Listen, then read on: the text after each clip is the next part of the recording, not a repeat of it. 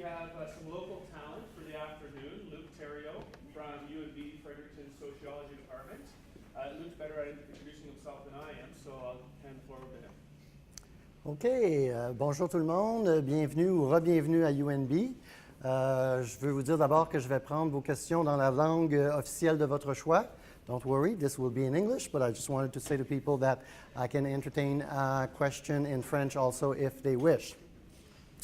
So I'm sort of the person in between the presentation of this morning on the policy process and the more detailed presentation of the next 2 days on the nitty-gritty technique of evaluation. And my presentation is an overview, so it's an introduction on the principle and practice of evaluation. So I've got some very good news for you. There is no math, stat, or formula in this presentation. There's also no exam or paper due at the end. So, and it's free. So, so if you do the cost benefit, even if I suck, since you don't pay for it, you're still a winner. My presentation, just for disclosure, is based on an undergraduate class I teach here at UNB, but basically based on this book, Evaluation, A Systematic Approach, 7th edition, by Rossi, Lipsey, and Freeman. Very good book. There's lots of books on evaluation. All the good books on evaluation are published by Sage Publication. So if you are looking for a book on evaluation, just go to the Sage Publication website, and they've cornered the market.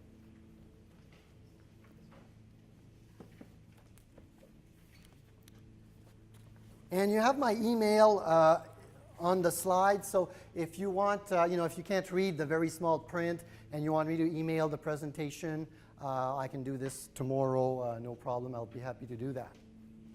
So the schedule, what I'm going to try to do, it's hard to know if we're going to follow exactly this, but I've introduced myself. So I teach here at the University of New Brunswick in the Sociology Department. But what's most interesting is that I work in government in policy and evaluation, research and evaluation for the Department of Social Services in the government of Regina in a previous life. So I have government experience. So if I say something negative about government, don't take this as an attack. I'm part of the pack. It's constructive. I know I've seen it from the inside. So it gives me a good perspective. And my specialty when I was working in government was to look at the relationship between social services and nonprofit organization, because we had something like 400 contracts with nonprofit organization. Many of these contracts required evaluation. Many of those organizations did not know how to do their evaluation, and I'm not sure we knew what we wanted them to do. Anyway, so you can imagine.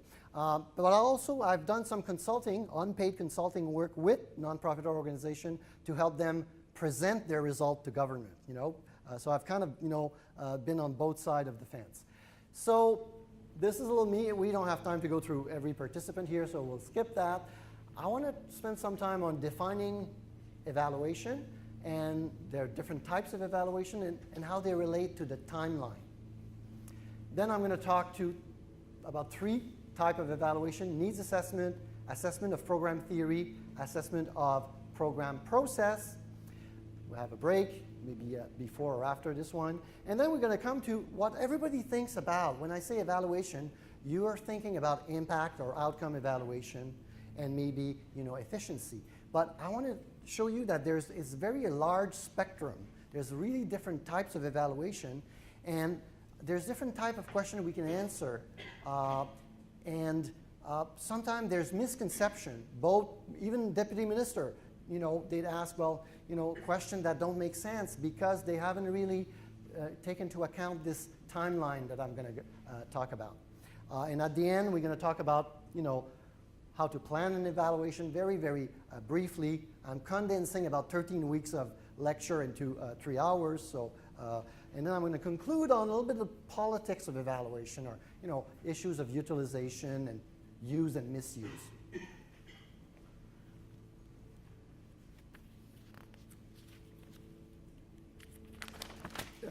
All right. So often we say, is there a universally recognized definition of evaluation.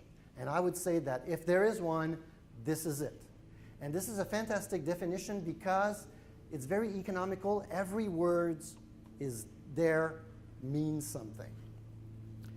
So what is program evaluation? It is the use of social research methods, plural, to systematically investigate the effectiveness of social intervention programs in ways that are adapted to their political and organizational environments and are designed to inform social action in ways that improve social conditions. So take the time to read it again, maybe later tonight, because it's really, a good definition of what a research evaluation is, what program evaluation is. And it's from this book, this Bible of mine, from Rossi, Lipsey, and Freeman. So we're going to go through it a little bit in more detail.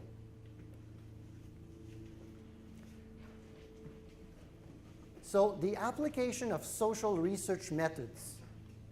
So often what we do in program evaluation is we want to describe the performance of a program, which will involve data collection, data analysis, data interpretation, and communication of your result to different audiences that you have defined or decided are the relevant ones.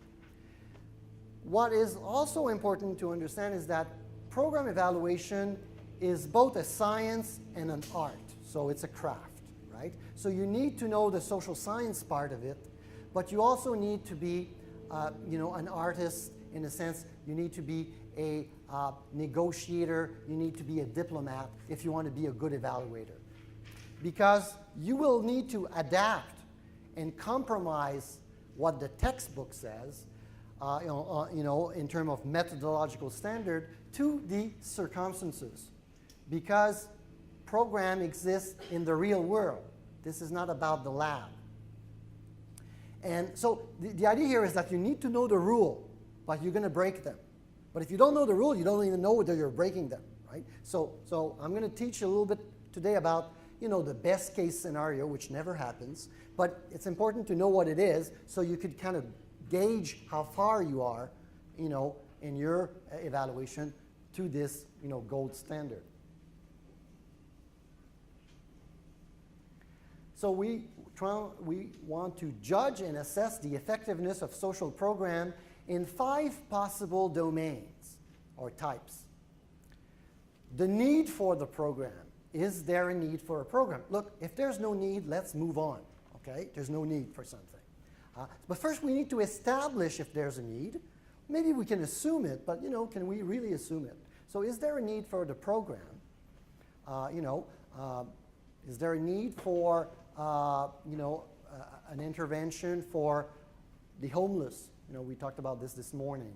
For domestic violence, for low literacy, et cetera, et cetera. Is there a need for a program? So is there a problem? How big is this problem? Where is it located? What is the magnitude of the problem? What does it look like? Is it a problem more for female than male, young versus old, or So that's dealing with is there a need for the program? Having established that there is a need for a program, then we can ask, okay, we can propose possible intervention. We can propose a blueprint, not the actual program, a blueprint for a program, a blueprint for an intervention, and this blueprint should be logical. It should propose some logical intervention that will help in fixing the problem, in responding to the needs. So that's program design. Some people say program structure, program architecture, program theory, program logic. Okay, those are, it's about, the blueprint.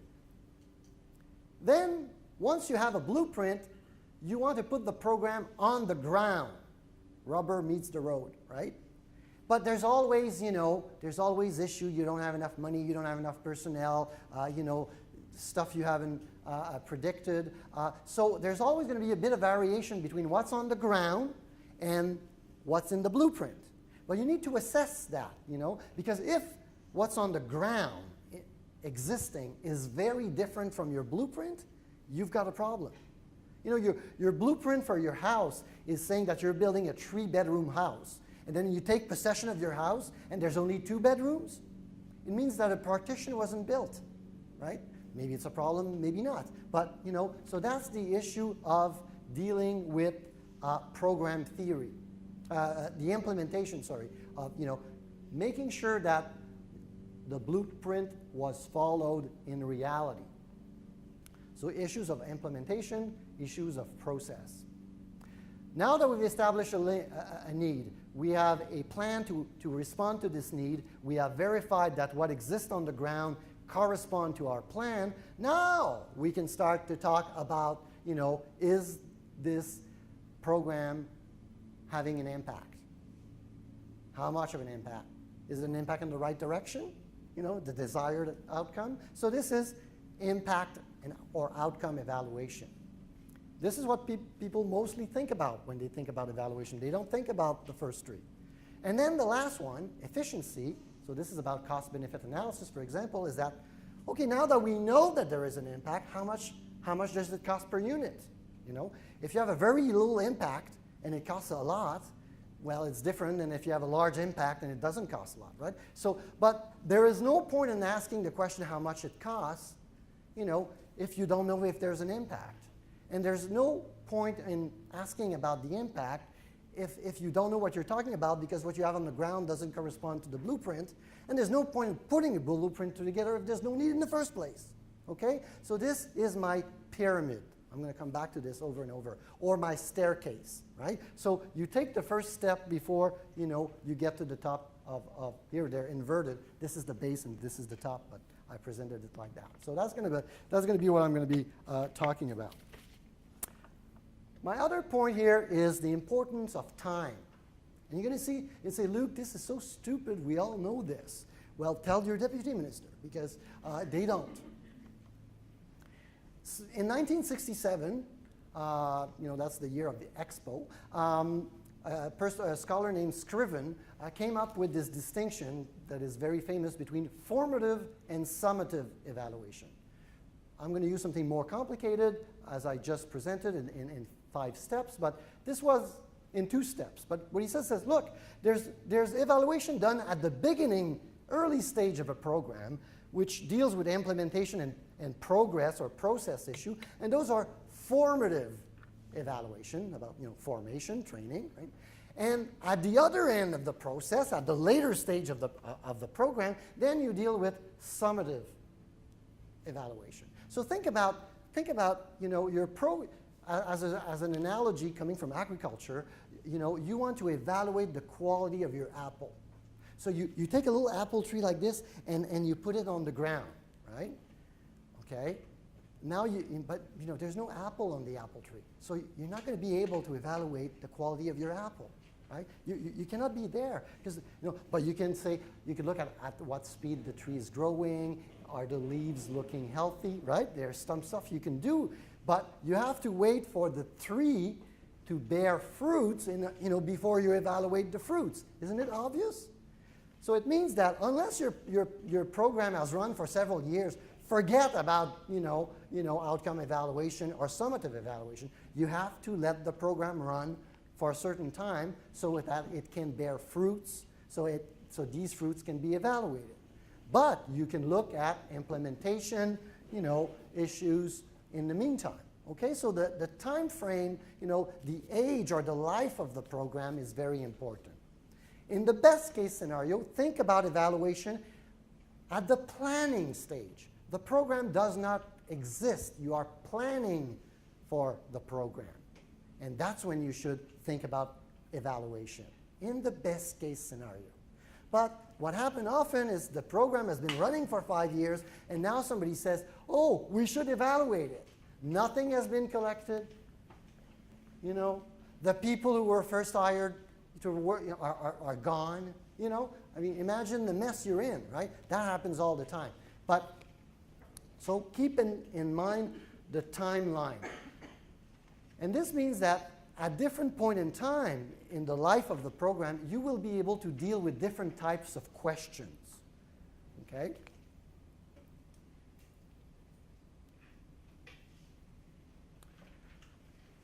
The point in my definition about adaptation to political and organizational context. It's very important, if you're planning an evaluation, to take a lot of time, and I mean a lot of time, to talk and negotiate with all the stakeholders, including the sponsors, those are the people who pay for the evaluation, and also the user, which may not be the same, sometimes they may be the same. The sponsor may be the user, but sometimes the sponsor is not the user, right? So that you agree on what are the goals and objective of the evaluation. What is the question we're trying to answer? And the point that was made this morning, once you've got that, then you're in a good track. At the end, we're going to produce deliverables that are going to be geared to whom? Is it only for the deputy minister? Is it for the general public? Are we going to have different types of deliverables for different audiences, given their level of specialization, for example? Okay, so think about the audiences that will be interested and perhaps using the findings. Think about this from day one. Design an evaluation according to organizational factor, such as availability of administrative cooperation and support, the way the files are kept and accessible. So let's say, and this happened to me, the deputy minister says, I want you to evaluate this. But in order to do this, I need to go and get the help from the social worker, because I wasn't a social worker are busy, they don't trust the upper management, they're not interested in the research, and so I've got to spend time with them, sit down and convince them that this is important. Just say, hey, I've got order from the deputy minister, you've got to give me your file. That's not going to work. They can stonewall you, I'll call you back, I'll send you, So you have to, just because you're in the same department doesn't mean that they're going to help you, right? Because if this doesn't happen, it's not their head that it's going to fall, it's yours, right? But understand the work they're doing. Maybe there is a day in the week in which they have time for you, and other days that they don't. So talk to them when it's the best time for us to talk to you about. Maybe they are access confidentiality about the files. You need to look at the files because you need to do a documentary analysis of client files. But files cannot be moved from the building. You have to look at these on site for whatever reason. So you need to know this, right? Otherwise, it's not going to work.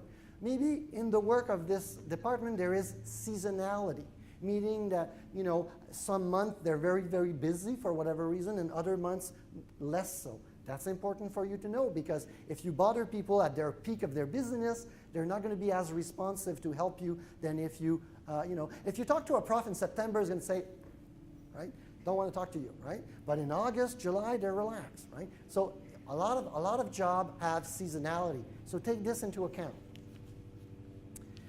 And no matter how good your plan is, there's going to be some unexpected problems, right? So you need to have a good plan, but you need to have flexibility. So this is where you are the artist, so that you can make in-flight correction and modification when you are faced with unanticipated obstacle.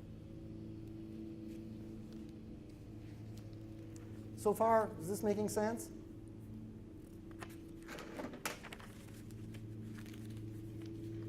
I'm continuing on my definition. We want to inform social action to improve social condition.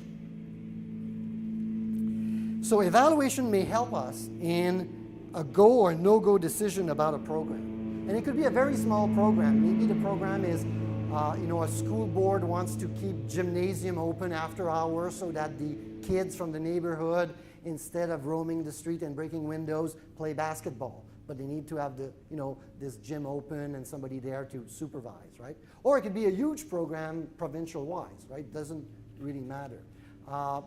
But so, we may have an evaluation to decide to go with the program or no go.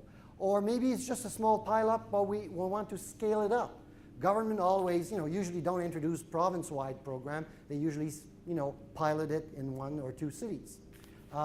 Or, it can help in the decision to continue or not, or to cancel the program altogether.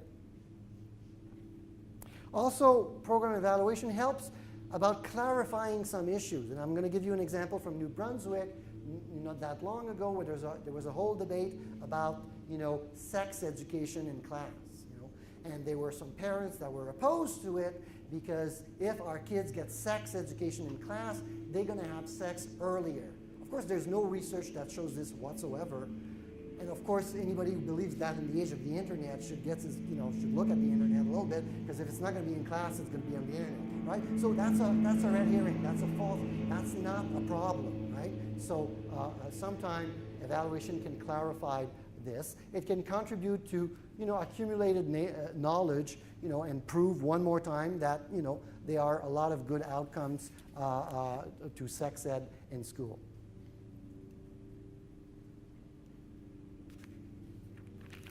So I insist on the negotiation,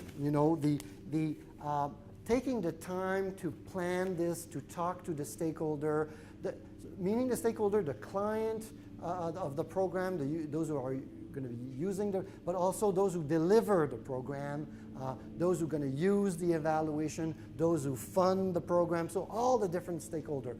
Do the round, talk to them, and make sure that you can work with them in a way that minimizes the disruption, disruption to their work. So my example of social worker who are really busy, and let's say they do assessment of their client, and you want them to use one more instrument. Maybe it's a small survey, and you want them to administer the survey to their client when they do an intake assessment. Well, you have to make sure that, maybe it means that since they will have to spend more time with each client, they will see they'll do less assessment per day, that this is well understood by their supervisor, so on and so forth, right? So you want this whole thing to be, you need other people to help you, but you cannot ask them to, put everything they have to do on hold just to help you. So you need to figure a way in which they can help you do your work, but in a way that is not too taxing on their own work. And that's the difference between, experimental design in the laboratory where everything is controlled versus program evaluation where, the government workers still have to deliver a program, even though they participate in its evaluation. So you have to take this into account. And as I said, there's some volatility. Some programs are controversial, for example, and so you will need to modify your plan. You need to be flexible.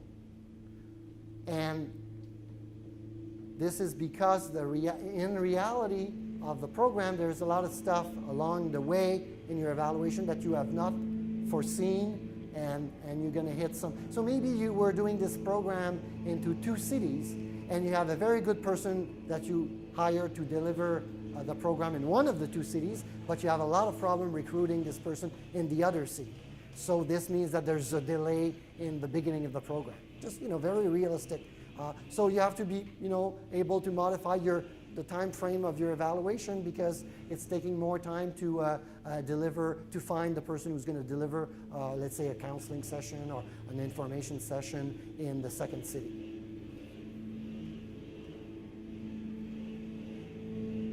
So I come back to the importance on agreeing upon the question or questions that we are trying to answer. Making sure that these questions are well defined, that they fit with the life stage of the program. So I turn to in your little package on page 40 here, you will see a chart. And if you go camping next weekend and you need paper to start a fire, you can shred all my slides and start your fire with that, except this one, which you should pin to your cubicle. Okay? So that explains that at different time, with different level of evaluation, you are asking different types of question. Needs assessment. What are the needs of the population? For example.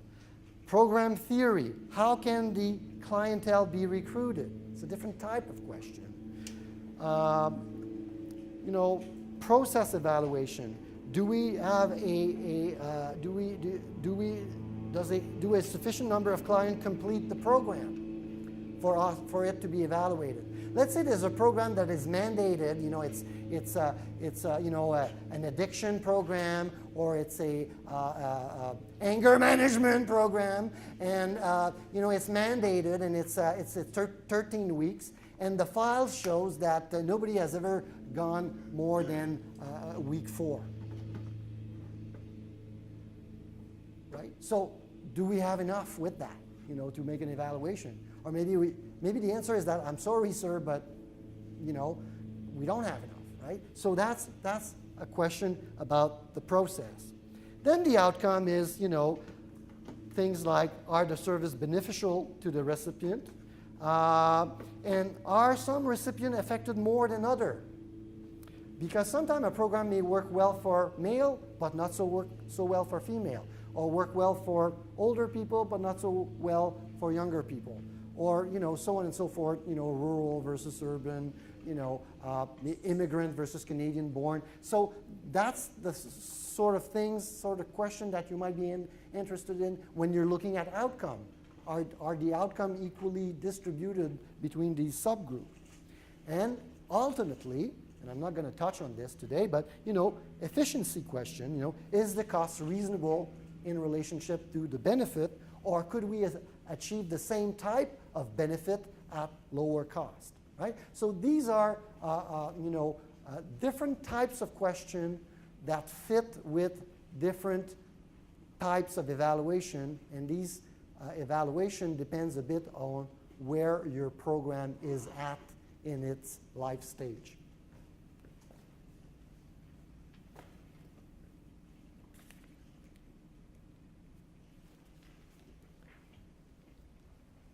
So that's what I just said. Needs assessment, assessment of program theory, assessment of program process, impact, and efficiency. Right. Any questions so far? So let's take them one after the other. So needs assessment. So here the questions are about the social condition a program is intended to improve and the need for the program. So a literacy program is put in place because there's perhaps a significant portion of a given population that has difficulty reading and writing. If everybody in your population has a PhD in literature, a literacy program is probably not needed. Okay. High school driving program. Maybe you've seen that a lot of young drivers have a higher rate of accident. So that would point for perhaps the need for driver education. Women's shelter, which is a type of intervention, well, maybe because there's a lot of police evidence about domestic violence cases in a city, right? So it's all about, is there a need for the program? What is the problem the program is trying to fix or help or improve? And that problem, how, can we describe it, in detail? Can we estimate its size, specify its location, so on and so forth? In criminology, there's lots of good examples about this where, a curfew is a curfew. There will be a curfew between 11 p.m. and 7 a.m. for everybody under 18 years of age in this city because we want to curb, the breaking and entering and vandalism. And then you go to the police file and you realize that all these crimes occur between 5 and 7 in the afternoon. Right? So, you know, there is a need, but you know, this doesn't work. But if you had look at what is the time frame of these offense, you know, that's part of describing what the problem is. So the idea will be to assess the nature, the magnitude, and the distribution in time or in space of the social problem you're interested in. The need for the intervention, and discuss maybe, you know, making a link with the next stage. What are proposed proper design for the intervention, right? So at the end of the needs assessment, you kind of conclude on, you know, for given this problem existing of this magnitude, we should look into this type or that type of intervention. But you don't go any further, because you've done your job in establishing that there is a need for a program, you know, because there is a problem in your community. So it's sort of like what the doctor does when he sees you in his office or her office, more and more her office, and does a diagnostic. Right? There's a difference between diagnostic and treatment. Right? So here we're dealing with diagnostic. So in a way, it's a first step in my staircase.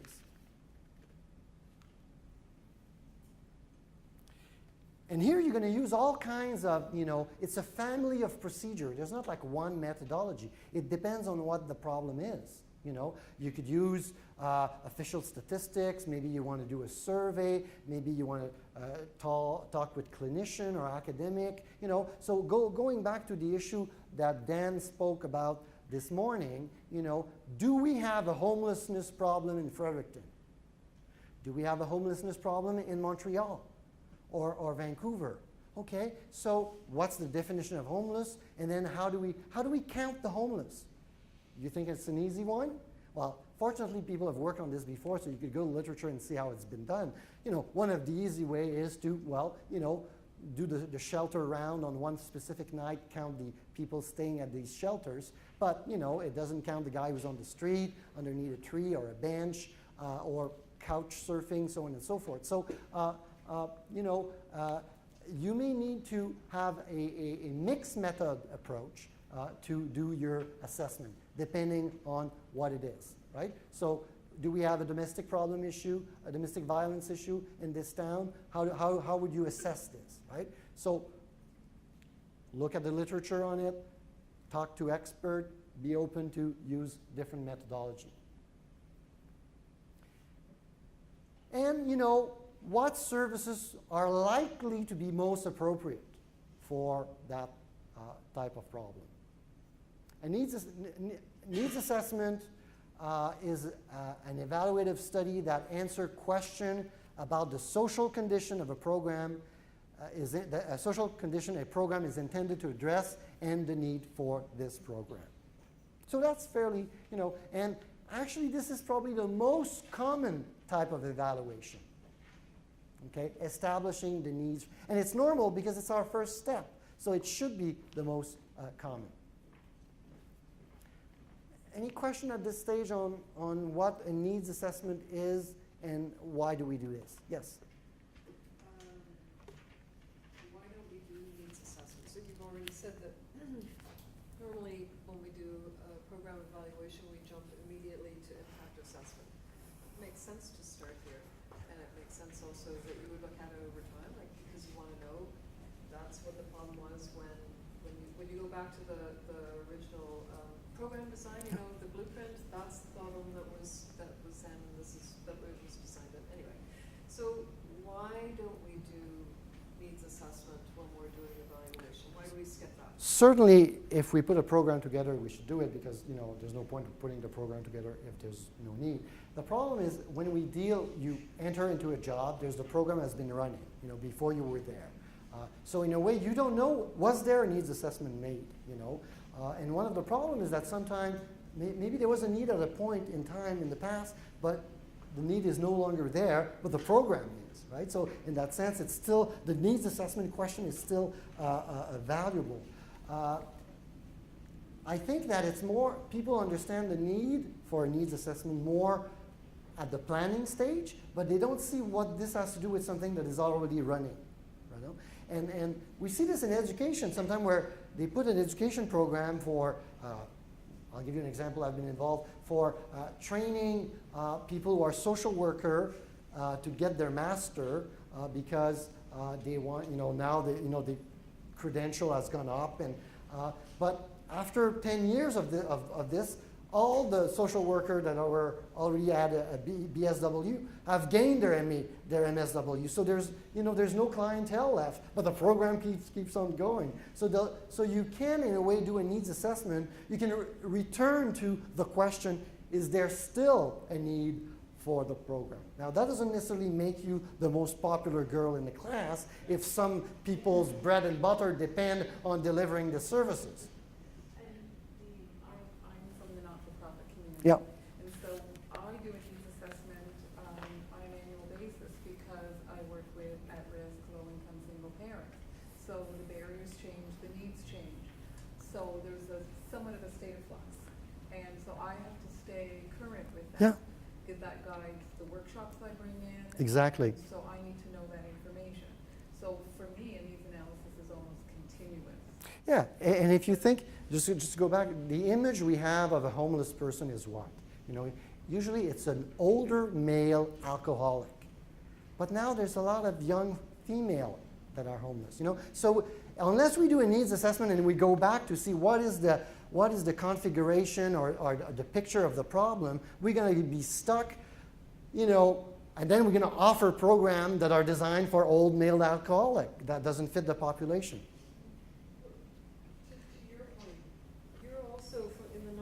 Sector, I'm assuming that when you're applying for funding, which you probably have to do on an annual or biannual or My funding is done through a foundation, and it's I'm lucky. I'm a rare program. But yes, often the point is that often you need to justify the existence of your program when you're applying for funding. When you're government, you don't really have to do that.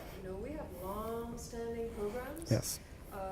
That might have been started in the, take the labor market development program, all the EI programming, it's been around for decades, right?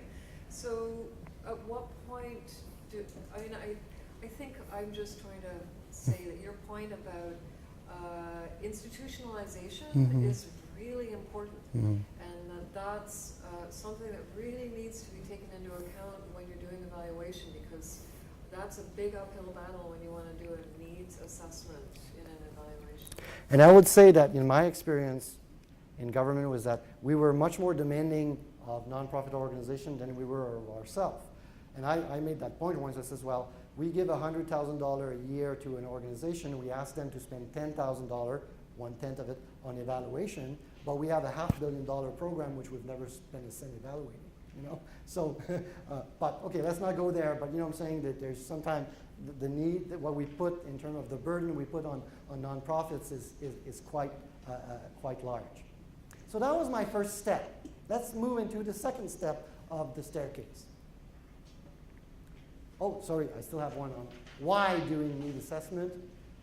As I said, because program cannot be effective at improving something if there's no problem to begin with, or the service do not relate to the problem. So, it's fundamental to have, either you assume that there is a need, but you have good reason to assume it, or you make some sort of effort at assessing this need.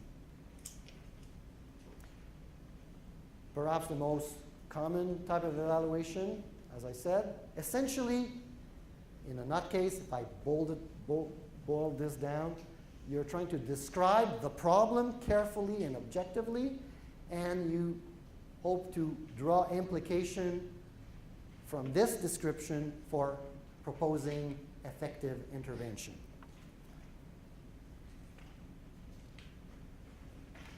All right?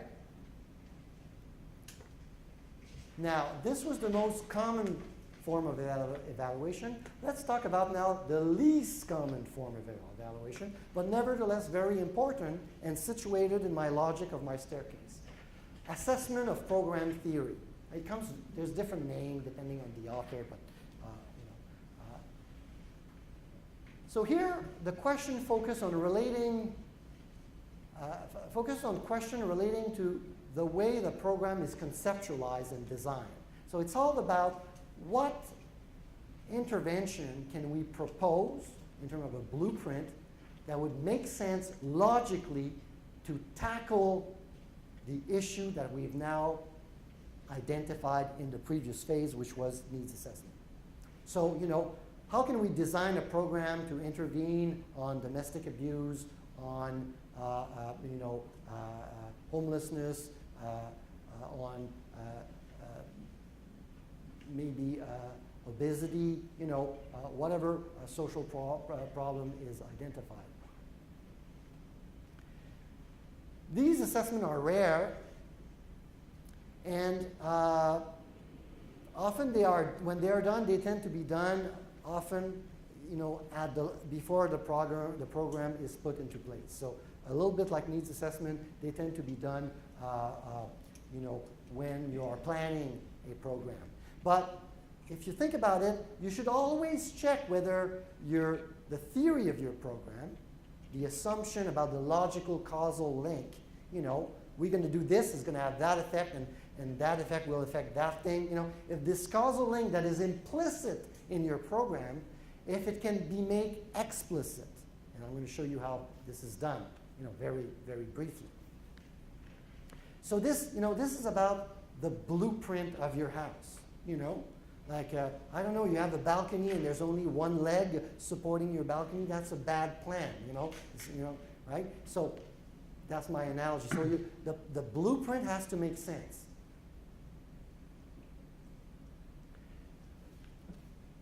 Assessment of program theory is important because a program based on a weak or faulty conceptualization has little prospect of achieving the intended results. And there are out there many poorly conceived social programs. For instance, many addiction and delinquency. How many people here are from justice or criminology or involved in? Okay, so I'm not attacking you. Okay, all right, okay, but I use a lot of the U.S. example in my class because it's less controversial. Nobody's parents is going to be upset, So for instance, many addiction or delinquency programs are based on the assumption that education and supportive counseling will reduce deviant behavior. These things can contribute, but they are not the most effective way. And you can know this by looking at the literature on it. And I think page 41 after that, or the one before, the one after, I think it was the one before. Cochrane, you'll see the one, I think it's 39. Just one small example of Cochrane summaries, meta-analysis of several studies on scare straight type of program. This shows actually that scare straight, which is basically you bring teenager in prison to talk to hardcore, criminals to show how bad it is for them in prison, and you try to scare them straight. Not only doesn't it doesn't work, it actually does the opposite. Kids say, "Wow, these guys are really cool," and they have tattoo and they rule the place, and they are allowed to do that, right? So bad program. They're still going on.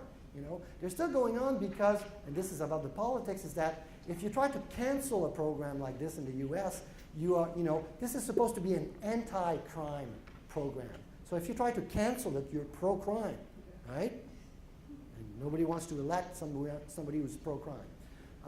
But my point here is that counseling, you have to know what is likely to work based on the literature. So maybe if you want to reduce delinquency or recidivism, your first focus might not be about counseling. It might be about providing some occupational stuff. For example, I'm going to give you a slide in a moment that tells you what works. The program theory is often implicit. You know, people have not articulated well how the program is supposed to do its job. So assessment of program theory is to actually try to put this on paper. How is this program supposed to work? So you're going to try to describe the program theory in a clear and explicit form. I'm going to show you this in a moment. But first, let's go back to, you know, what works. I used to be a prof of social work, and when I showed this slide to my colleagues, half of the department wanted to fire me. This is because if you ask a social worker who works in counseling what the client needs, he's going to tell you counseling, because that's what he provides, or she provides. Now, I'm not against counseling, but if you ask the client what they want, what a weird idea, they will say, well, you know, a place to stay and some income would be nice. Then maybe I'll go to counseling, right? I think the client makes more sense than the social worker. So, you know, you want to reduce recidivism, try to find employment for the person. You know, that's the number one. Counseling doesn't work very well. Deterrence, trying to scare people, that's the least effective way. I mean, crime is a young man's game. Young men are invulnerable, and they never think they're going to get caught. So, given they're not going to get caught, they don't take care about the consequence. So don't build up the consequence. It's irrelevant for them. This is known since Durkheim, like 1905. Yet, what do we do sometimes? Oh, weird. So, why do I insist on having a good blueprint, a good plan, a coherent logic? It's because it's a precondition. So I want to see, you know, I want to assess if, you know, my program, does it meet, you know, the precondition for a real evaluation? Do I have well-defined program goals and objectives? They may be well-defined, but are they also realistic, plausible? You know, can we do this with the resource we have, or might have? In order to do this evaluation, we might need to have access to data.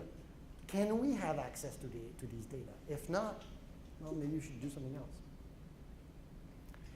And maybe we should talk and agree about how we're going to use this evaluation. Who are we going to make it public to? Somebody earlier this morning talked about the difference between evaluation that are just for, you know, internal purposes versus those that are going to be made public. I think that's a very important conversation to have early on.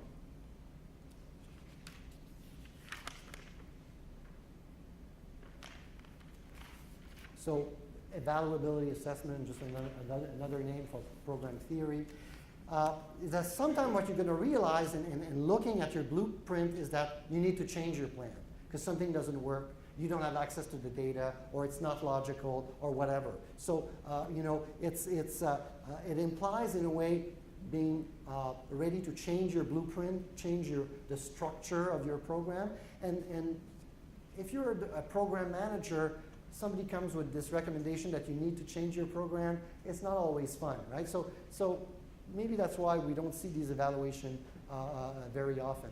But we need to have a sound logic in place before we actually put the program in place. Because it doesn't, if you have perfect implementation of a bad plan, it's not good. You need to have good implementation of a good plan. So how do we do this? Yes? Can I just ask a question about Sure. the last slide? When you've been talking about evaluability assessment, so that you could have a pre-existing program that's not easily able to evaluate, so you have to modify the program in order to be able to evaluate it more effectively? Is that what you're Yeah. So in a way, it depends where you are situated before. Or, you know, so let's say the program let's say we're in the phase where we've just established the need through needs assessment, and now we are designing the blueprint. We have a proposed blueprint. Maybe we show it to a consultant who's going to say, "Oh, that seems to make sense based on other research, other program, logical." So that's the evaluability assessment. So that's the situation in which you are doing this sort of like, you know, early in time. Now, it could be that you're later on But that you, just like we wanted to go back to, is there a need? We might want to go back is that, now given that we've maybe updated our information on the need, does the structure, architecture, logic, theory of our program still make sense? Okay? So from time to time we need to go back to this. And clearly articulated the links. Does that help? Yeah. So what we're going to do here is that we're going to try, and I'm going to give some very basic example, to diagram, you know, like a schema, you know, the links, you know, box and arrows, you know, of how the program is supposed to function. And this can, I'm going to give some very basic example, but if your program is very complex, it could get very complex. Okay. So somebody said this morning they were in health promotion, something like that. You know, you want people to exercise more, participation, or eat better, right? A lot of stuff you do sometimes is TV advertising, you know, mass media campaign. The mass media campaign is assumed to provide dietary knowledge and awareness to the population, in the hope that having this knowledge and awareness, they will make healthier food choice, right? That's the logic of running an ad about, you know, good dieting or exercising. You know, the media campaign provides knowledge and awareness, and on that base, there's a change in behavior. I mean, it's not 100% sure to work, you know, but at least, you know, it's not about, you know, providing vanilla ice cream, you know, like there's a logical link. This, you know, this could work. Okay, so this is a very simple, there's one path, you know, two-step model, most basic model you can get. So that was, you know, in the, you know, health promotion sector. Let's give here an example that is more from the industry side. And the issue here is that, you know, industrial site may be very noisy, and a lot of workers are damaging their, you know, hearing. And so we want to reduce hearing loss. So the company, let's say it's Irving, or just, you know, to mention one, decide to put a training program to inform their worker on the importance of hearing protection.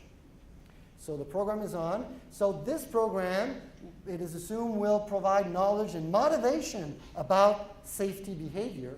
You know, actually wearing the thing instead of wearing them there. You know, if you see me working in my house with a mask, my mask is here, you know. You know, like the little white mask that you have, you're supposed to breathe through. I can't breathe through, you know. Okay, so you know, motivation about safety behavior, more regular use of the protective device, reduce hearing loss, right? So this is the logical, you know, path that, let's say Irving or some sort of industrial site employer might put together to reduce hearing loss. And it's logic. You know, there may be other way to roam, but, you know, it might, you know, contribute to reducing hearing loss. Now, my little note here is always remember the politics. Always remember the real context, okay? There might be a union in there, and the union might not be willing to collaborate or support the program, which might be a problem for the program and for the evaluator, because the union might have another view of how to reduce hearing loss, which would be, anybody, you know, so you're the union rep, and you say, that's very nice, but how about we do, yeah, how about we reduce the noise produced by the machine in the first place? More costly, but, you know, so just so be aware that this is going to come up. So you might have to do a selling job on this, right? Okay, so we're kind of designing, you know, our path. Okay, this one is about an education. So it's about, you know, it introduced a computer-assisted math instruction in high school, you know, and it's assumed that it's going to improve math knowledge for students, at the same time improve computer skill. Also, you're going to be able to teach more kids with the same number of teachers, so the teacher-student ratio is lower, and ultimately you should have good practical life skill, like calculating your mortgage or whatever, and also reduce cost to the educational system. Of course, again here the politics is that the school board might think that this is great, but the teacher union might not be liking this part so much, right? But this is the logical path, in this example of from an educational setting where the school board might want to change the way it's teaching math, for example, okay, and may want to evaluate it. So do you see the use of doing these kinds of path drawing, okay? Because it helps you to explicitly describe how the program is intended to work. We still don't, know whether that's the way it works, but that's the blueprint. Yes. On that sort of diagram, do you ever put costs? Well, you could. You could certainly add this at some point in terms of how much bringing the computer will cost. But I'm not there yet. You're a bit ahead of me. But things are not. I'm explaining these things separately. My different steps, but they're not mutually exclusive. So when we get to cost-benefit analysis, and I'm not going to talk a lot about this today because I don't have time, but in a way you can see that there's some input here, and that there are some saving perhaps that can be calculated. So even in the later stage of trying to do the cost-benefit, you would still go back and say, okay, we need to understand how the program is intended to work in order to evaluate it. Another way to do this is to put yourself in the shoes of a service user, of a client. When he or she shows up, in the program, what happens? This is called a service utilization flowchart. So you diagram how and why the intended recipient, the client, will actually become engaged in the program using a flowchart. And this is done from the perspective of the target, service recipient. So you want to identify here, it also identified the possible situation in which the target are not engaged with the program, as we're going to see in the next slide. So this is an example from an aftercare program for a psychiatric patient, and the blue part is what actually the program is, and then the yellow part is when the person is actually outside of the program. So you have, the patient released from hospital, sent to a social worker, but in one case, the person actually goes or doesn't go, right? Then, as a result of the meeting with the social worker, there's a reference made to a community service, or maybe no reference made.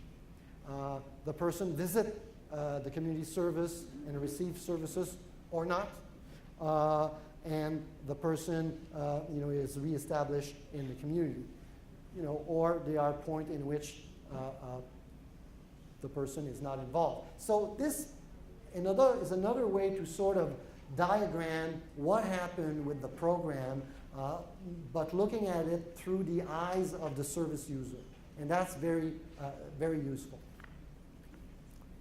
Once again, to make explicit the machinery or architecture of the program. So that was my second step. Yes?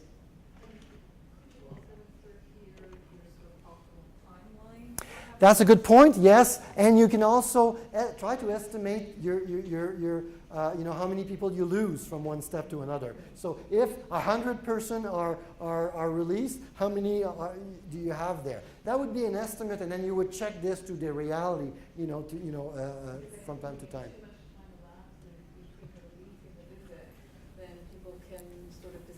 Yeah, exactly, and they would be, standard that it should be within, to be effective within a certain time frame. You could see this in the healthcare sector, right? Where it's, being something where follow-up needs to be made on a regular basis. Okay, so I've talked about needs assessment. Now I've talked about program theory. Okay, so we've made 2 of our steps. So let's move into the third thing, which is process evaluation. So we've established the need. There is a problem.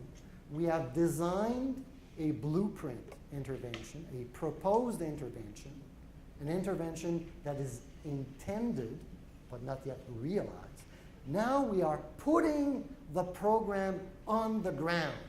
We are making the program a reality with all that is involved in moving from the blueprint to the reality. So now we're going to ask a question about implementation of this process. And often, for all kinds of reasons, budget, personnel, time, weather, there's a hurricane, I know, programs are not implemented and executed on the ground according to their intended design.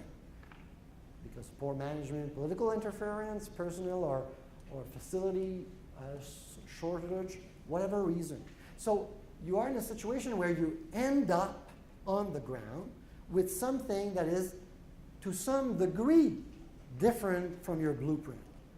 And that's normal. It's never going to be exact, spitting perfect image. But if it's too different, then you have a problem, because then you are actually delivering something that is different from your logical program as intended. So process evaluation tries to look at, how close is the picture of the reality versus the blueprint. Okay? Do I have in the ground, or on the ground, sorry, what I was planning to put there?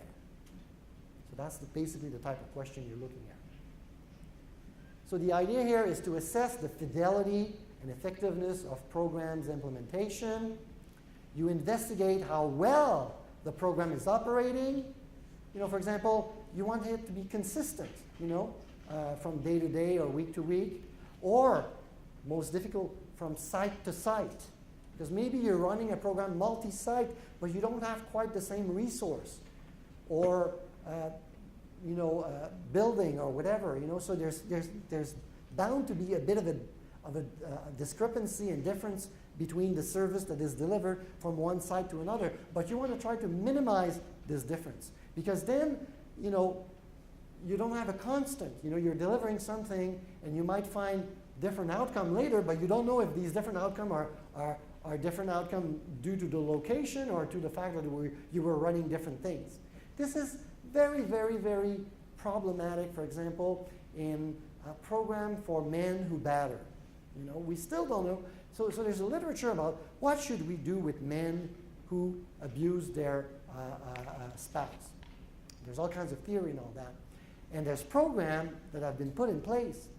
But we're still not sure whether it's the program that makes a difference or the quality of the person who runs the program, because it's very, humane. And it's very difficult to, to make this difference. But in principle, you should have sort of like, equally qualified and trained and experienced delivery agent, in all your site, so that this is held constant. But, that's the best case scenario, but it's not always the reality. So here, your type of question are a bit of a quality assurance type. I said that needs assessment were a diagnostic type of issue. Here, it's a quality assessment. Just like, you produce widget, and you have a quality assessment of your product so that it's the same, if you're producing a drug, you better, make sure that it's the same, right? Here you want to see that your program is not fluctuating, month to month or location to location.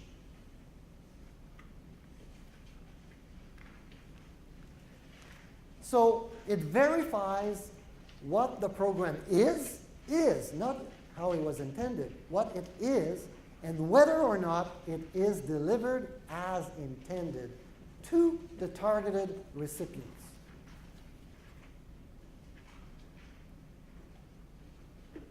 And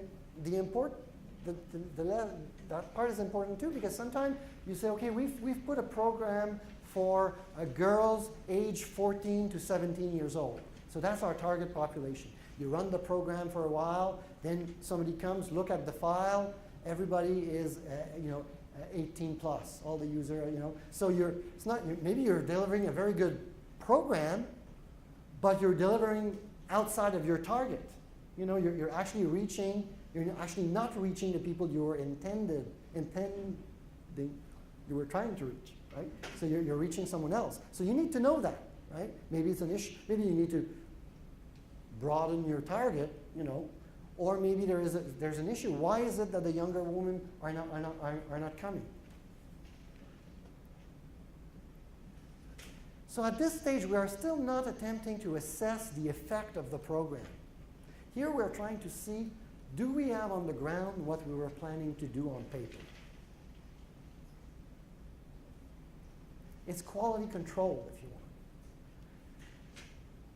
And you can do this over time, in a way, from maybe once a year, like you were saying, and say, okay, our program remains stable, our quality remains constant, and we constantly hit our target population.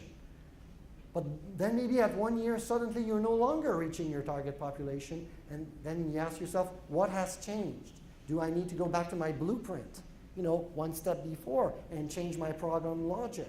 Because maybe the clientele has been served and are no longer in need, right? So you move back and forth. So it's focused on service utilization and program organizations. Two key issues here in process evaluation: whether a program is reaching the appropriate target population. I've just mentioned that. It's very key. Make sure that, in your program logic, you had identified who you wanted to serve.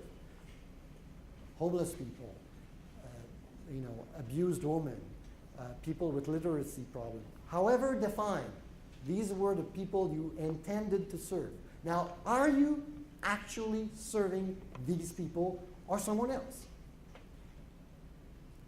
Whether the service delivery is consistent, with the specification of the program or some other standard that are out there. So I've already said that. So you can do it once only as a standalone, or you can do it in a repeated, continued process, and then you basically feed this information in your management information system, so it helps, basically check, whether you are serving who you intend to serve.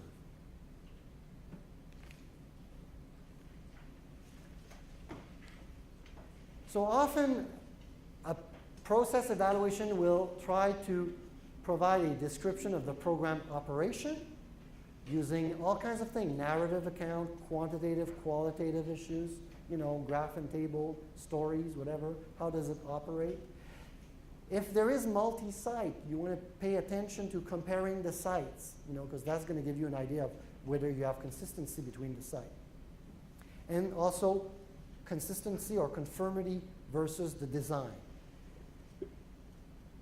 And if you have discrepancies, maybe you need to change the design or change the program. So before you go further into talking about impact, make sure that you are trying to assess the impact of something that is, solid and stable. Because if your input is unstable, how can you really judge of your output, right? And of the link between them. So I'm probably a bit early. So we've done the first 3 steps, So we've established the need for a program. Knowing that there was a need, we built a plan, a blueprint with some logical connection between certain activities and result, causal link, right? We're going to do this, it's going to cause this, and that's going to cause that, with the hope of improving a social condition for a specifically defined target population. And then we put on the ground this program, and then we let it run a little bit, and then we look at our file and say, have we actually reached the target population that we were looking at?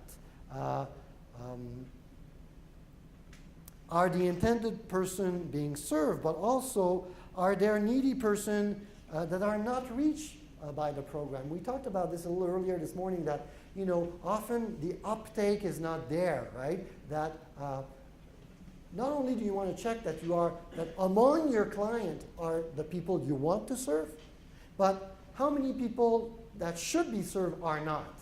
So it's kind of a different question, but or different side of the same coin. Are the people you are serving the people you were planning to serve? And of the people that you are planning to serve, how many of them are actually being served? Right? So here you are in quality control of your program. Now you have solid foundation. You have a need, you have a plan, and you have a program on the ground that fits with your plan. Next step, after the program runs a little bit, will be trying to assess whether this program produce change in the desired direction. Right? So if the program was to lose some weight, it's going to be change in weight going down. Right? If the program was to increase your literacy skill, well, I guess there could be some sort of reading comprehension test, and you hope that the result's going to go up. Yes? Have you ever heard of a program was delivered and the outcomes are reached, but different component of your targeted population, like something like, I don't know, maybe try to teach the kids to eat better, and they decide and find out the parents are losing weight? Well, yeah, sometimes, the program may, and we're going to talk about this after the break, there's consequences, that are expected, and there are unexpected consequences. So sometimes your program can impact people you weren't aiming at, so that's sort of and in your case, it would be indirectly through the kids. And we can think about a lot of stuff about recycling, where the kids are really kind of into it, and they bring this at home, and they influence the parent, right? Because we know that kids are teacher, right? I mean, remember VCR and how to program them at first? 12-year-old? Yeah, no problem. They would teach you how to do it, right? So I'm sure that a lot of parents are modifying their recycling behavior because the kids come from school they've taken some, sensitizing session on maybe the program was just intended to educate the kid, but in a way it's also transforming the behavior of the parents. So that that can happen, certainly. Other questions? Okay. Yes? Yeah, I'm thinking about, I'll talk about the domestic violence issue, because I think, when it was first raised, or it continues to be a problem, that takes a while for people to recognize, because some people, call it a problem, but for years it was never called a problem, right? And so it wasn't even a recognized problem. And so sometimes between the identification of the problem and the actual, addressing of the problem, there's time for people to come to realize that this is really a problem, because we take so many things that are problematic for granted, we don't actually see them as social problems for a while, and so that the time element, I think, is kind of critical in terms of, the program itself might be informing people that, this is a social problem, it's a problem that people are, experiencing violence in their families, whereas, most families who have violence don't see it as a problem. I would say that in most cases of social program, the program comes later once politically, socially, the problem has been recognized, right? So if you take domestic violence, around the 70s somewhere, the feminist movement raised the profile of this, then I'm sure there was, a number of needs assessment, or people who try to see how common it is, trying to measure, because if you don't know that it exists, you're not going to try to measure it. And now, having measured it and realized how large it is, and talk to talk to the chief of police and ask how many 911 call in Fredericton per month, you know, you have on domestic issue, you know. You would be surprised, right? So that's just one indicator that, you know, there is a need, there is a problem, right? But we wouldn't even think about calculating this if we had not recognized it as a, so usually the programming falls into place after it's been politically recognized. But what you're saying is that it is a bit of a loop in the sense that the presence of the program can also continue to keep the profile of the issue, you know, at the fore of the public debate. Is that a little bit what you're saying? Partly, but then partly, like sometimes, you know, a program, they might deem it ineffective because it's not, you know, bringing in, you know, the people that are having the problem are using the service. Right. Whereas, I guess maybe that's part of what we'll talk about in terms of the outcome evaluation, but the process evaluation certainly must take into account the fact that accessing those people or making the people, not making, but helping people become aware Yes. of the program for that problem is part of the process, is it not? Like, Yes. So, you know, if you go back to the chart, you know, in terms of program theory, there was the question about recruiting. yeah. You know, how do we reach the target, right? And so you need to have a plan for recruitment, and then you need to check whether you've recruited the people you wanted in the, you know. So recruitment, you know, how to recruit and have we recruited the client we wanted are fundamental question in program evaluation. Well, that's part of it because, for example, women of means may not be using. They go to psychologists. They don't even show up on a lot Right. in terms of numbers Yeah. that we can measure. So it then fits a profile of it's a low income situation when in fact it really isn't. Right. It just demonstrates that the numbers would sort of suggest that True. that was what it was. But so that's the piece I think that sometimes by having a broad, I know for my program I use my description is fairly broad. I am working with single parent families. I am to improve the well-being of single parent families. So it's not, although people think it is. So it's a broad thing so that it can evolve over time. So whatever issues are affecting the single parent family can be under that umbrella. And I don't know if there's other people here in the room from the nonprofit sector who are involved in program delivery. Usually the nonprofit sector has barely enough money to deliver the program. There's no money for advertising it, right? So reaching, I know Mike and I have studied, for example, service to immigrant people. And we know that a lot of immigrants don't use the services because they probably don't know it exists because the organization doesn't have much of an outreach capacity. So it's kind of like it's underused because it's under advertised and, you know, sort of a, but, you know, it's good to think about that as part of your evaluation. You know, can we better reach the people who could be positively impacted by this program? Or why are we not reaching them? Or maybe we're reaching immigrants, but it's all the male who come and the women don't. You know, well, maybe we need to do something special to make sure that immigrant women come. You know, right? So it's an example of. And the importance of people staying on communities and networks because those are the places where you can recruit and promote and effectively with other agencies. And often it's minimized. You know, why do you have to attend that committee meeting? Because that's under great scrutiny often. Okay. Good. Yes. I understand how needs assessment and program monitoring are forms of evaluation. And I think I even understand how in a nonprofit or maybe in an academic setting, both of those would be part of the evaluation process.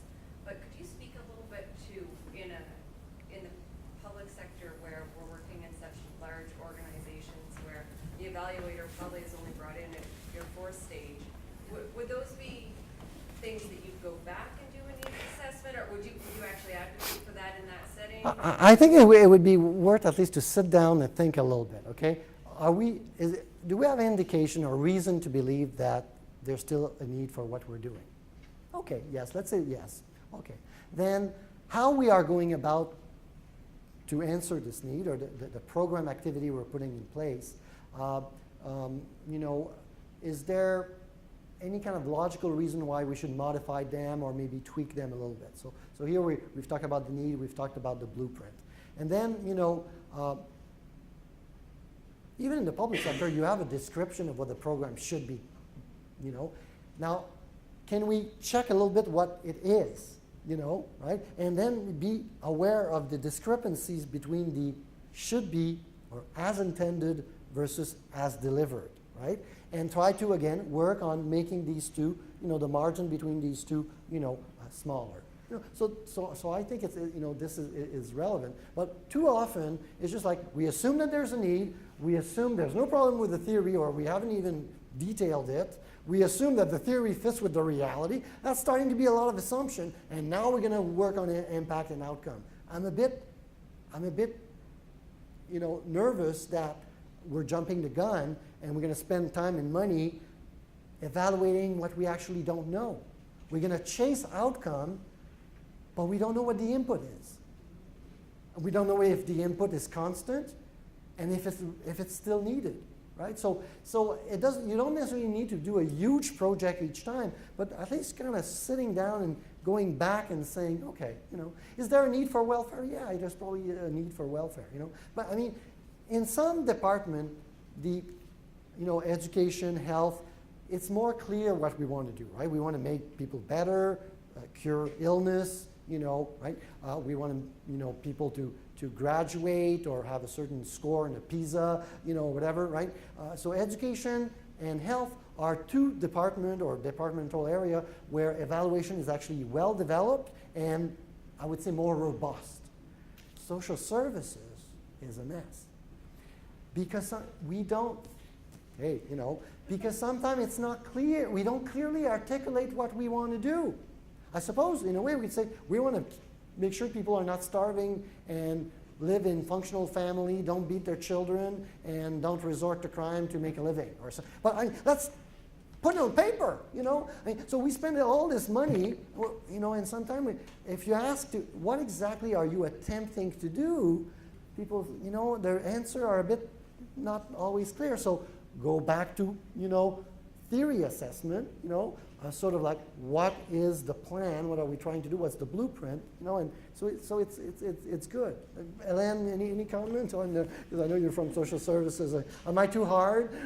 No, I completely agree. I think social services is it's an emerging sort of quantitative field of research in a sense. I mean, I'm using these terms from a, you know, layperson's point of view, I guess. I noticed that when I studied income support and sort of what was the intention of the intervention, when I went to the theory and what, you know, everybody designed welfare post-war for the women that lost their husbands and those kinds of roles of the intervention sort of changed. But the theory that boxes in the intervention is definitely economic rational choice. So I could see from an evaluative program that that's kind of the economic self-sufficiency model and sort of making welfare be uglier than minimum wage in economics. Those are the kinds of interventions that they're designing, and definitely looking at the program theory helps figure out where the policy levers are. Okay, so we have a program theory that says, okay, welfare has to be a last resort, so we're not going to make it too attractive. But the problem is that the welfare caseload is very varied, right? Definitely. And that program logic may work for the top of the barrel, but doesn't for the bottom, right? So, you know, maybe we need to go back to the program logic and sort of, you know, make it more varied, right? So does that help? The problem statement is key. Yeah. The problem is economic self-sufficiency or non-self-sufficiency, where really the social problem is much more, it's much wider and it's influenced by a lot of other factors. So how do you deal with that thin lens when the society is this big, you know?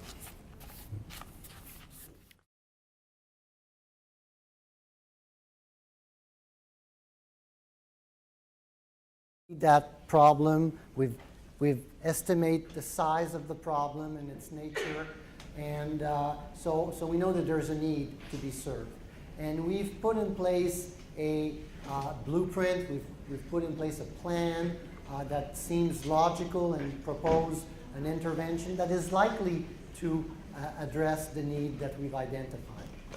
And then, having put the program on the ground, we've made that quality insurance check that tells us that the program we actually have on the ground is pretty similar to what was intended in our blueprint.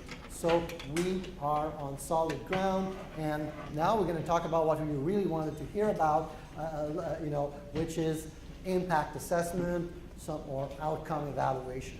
I mean, in the literature, sometimes they talk about impact, sometimes they talk about outcome. People who are very fancy would say that, all impact are outcome, but not all outcome are impact, because the impact are truly related to the program intervention, where you could have some outcomes that are not. But let's not get too fancy, and for the sake of this presentation, use outcome and impact assessment as synonymous. So here we want to judge the extent to which a program produces the intended improvement. And this improvement takes the form of change. Change meaning a difference between time 1 and time 2, either going up or down. If there's no change, the program has no effect, and you shouldn't spend too much on that, right? So you've defined the direction of the change you wanted.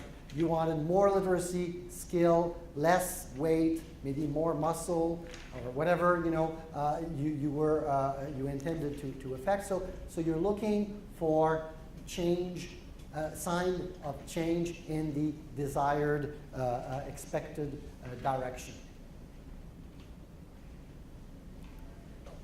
And sometime you will also find that, yes, you have produced the change that you wanted, or at least for part of your target population, but there was some unintended effect. And I think, the example of the parents of the children changing their recycling behavior, that would be a positive one, but there could be some possible negative unintended effects. So maybe you want to keep an eye for, things you weren't trying to change, but seem to have been changed by your intervention. Now, here's where it gets complicated, because so far it's been very easy.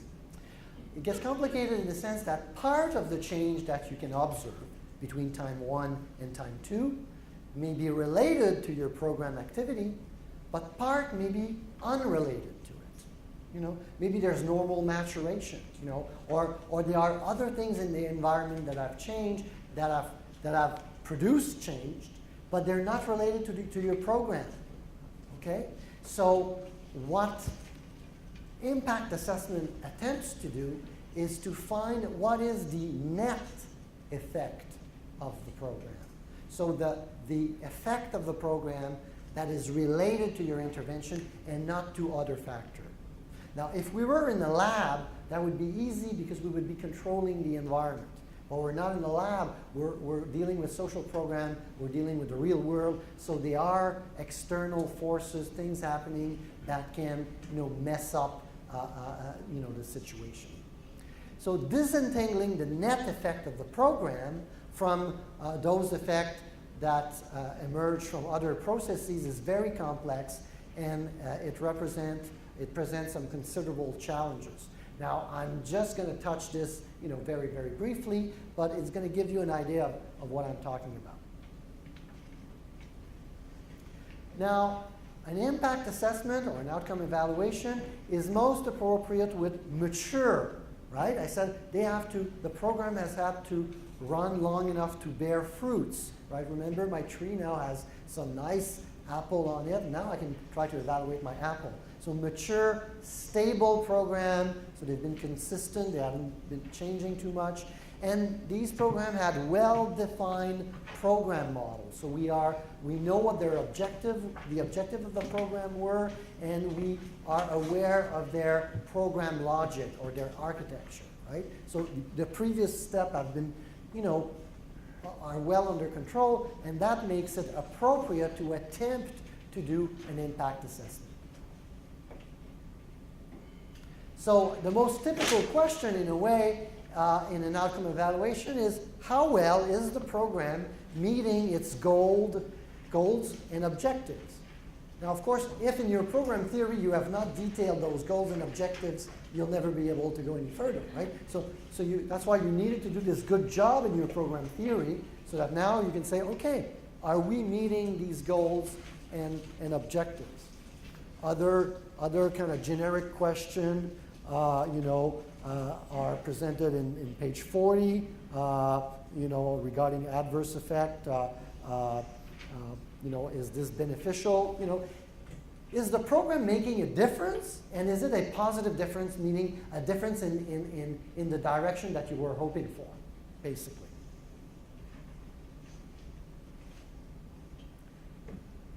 One of the problem, and I see this in social services, is that we'll see that there's a confusion between outcome and output.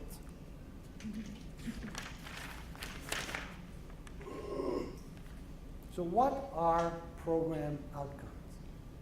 So an outcome, as I said, is change, or is an amount of change. So there's change or there's a lack of change, caused by the program or the policy or the project that is being evaluated. So let's give some example. So let's say your program is about smoking, in high school. There may be an amount of change in the smoking among teenager after you run your anti-smoking campaign. So you could see, well, maybe out of 500 students, there were 100 that were smoking, and now after my campaign, there's 50. So we've lost 50 smoker, just for the, so there's a change, and it's in the desired direction. If you found that after your campaign there's now 200 smokers, you're in trouble, right? Right, obviously. So because you have a lot of change, but in the wrong direction. So it could be a change in behavior, or it could be a change in attitude. So you could measure or ask students in a survey, how cool they think it is to smoke, and maybe you would hope that after your campaign, anti-smoking campaign, the average score on the coolness of smoking would be reduced at time 2. Okay, so we have change. Maybe you're dealing with, in the field of education at the, at the preschool, kindergarten kind of level, and you deal with this, I'm not from education, but I know that there's a concept called school readiness. That's why you send your kids to Montessori school, if you're rich, so they're school ready and they perform, they become a doctor, then they can, take care of you when you're older. So school readiness for children attending preschool program. One of the selling arguments of preschool program is that it makes your kid more school ready, right? So maybe we can measure, we could agree on a definition of what school readiness means, and we can, we can compare kids of the same age who have gone through preschool program versus kids of the same age that have not gone to preschool program, and compare their level of school readiness. And of course, the expectation would be that those who have gone to preschool program have a better school readiness, okay? Of course, maybe, and a lot of people are concerned about losing weight. So you do a exercise program or a weight loss program. Well, obviously, you want change between your weight before you started and after you completed the thing, right? So, and you've all seen them on TV, lost 60 pounds in 2 weeks, right, sure. So you're looking for change, and you're looking for change in the right direction. So that's what we mean by outcome, is change, on the relevant things that you want to affect in the right direction. So those outcomes in outcome evaluation must not be confused with output. And often government has a whole lot of information on output, but not so much on outcome, at least in social services. So outcomes are observed characteristic of the target population, the individual, not of the program. Okay? So if you say, for example, our program has delivered 100 meals to 100 housebound elderly person, that's not an outcome. That's an output of your program. Okay? So it's a service delivery output. It's an aspect that you want to take into account in your evaluation of program process, but it's not an outcome. Like number of clients served, number of hours of service delivered, those are all output, they're not outcome. Now, if you were to measure the nutritional benefit of these meals, or the improvement in morale or perceived quality of life that these meals have produced, then you would be dealing with outcomes. Okay?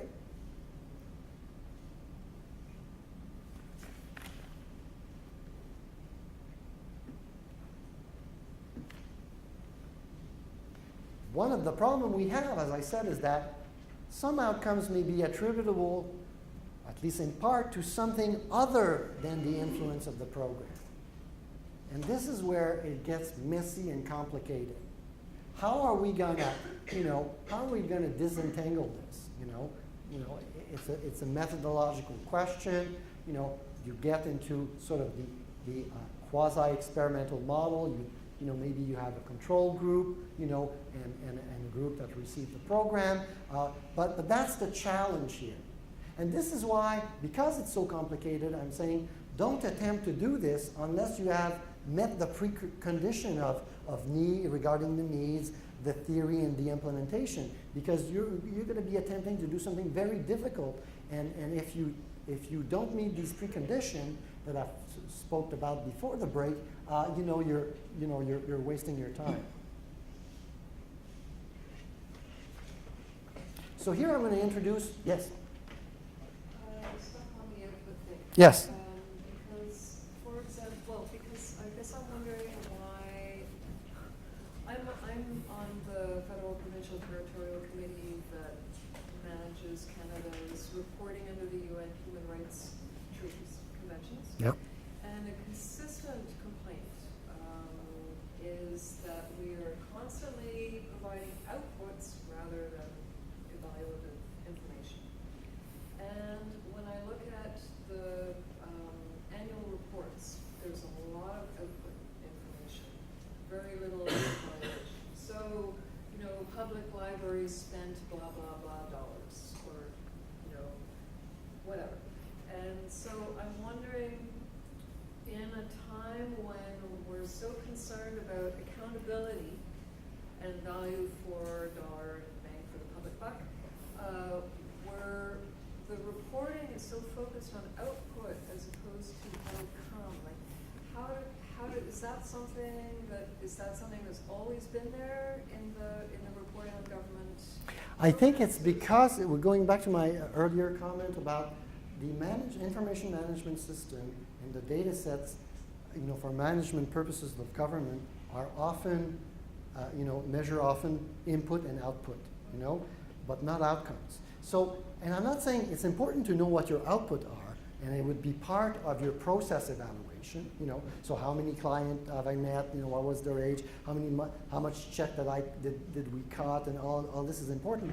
But this is not what those are the means of your program. They're not the ends of your program, right? So outcomes are about the ends, they're about what you want to change. So, and so a lot of information is often available about output, but not outcome. I'll come back. So often I've told that, to the Deputy Minister of Social Development, who has now left, and I've told that to the Minister of Finance, is that at some point at Social Services, they're going to have to take a sample, of their client and make a serious assessment, of the situation of these people to create a baseline at time one, and then they're going to be, and then they'll be able to see in the future, how, they're impacting on these outcomes. But if all you collect is how many people you see, what is their income, what is their asset, and what kind of money they receive in check,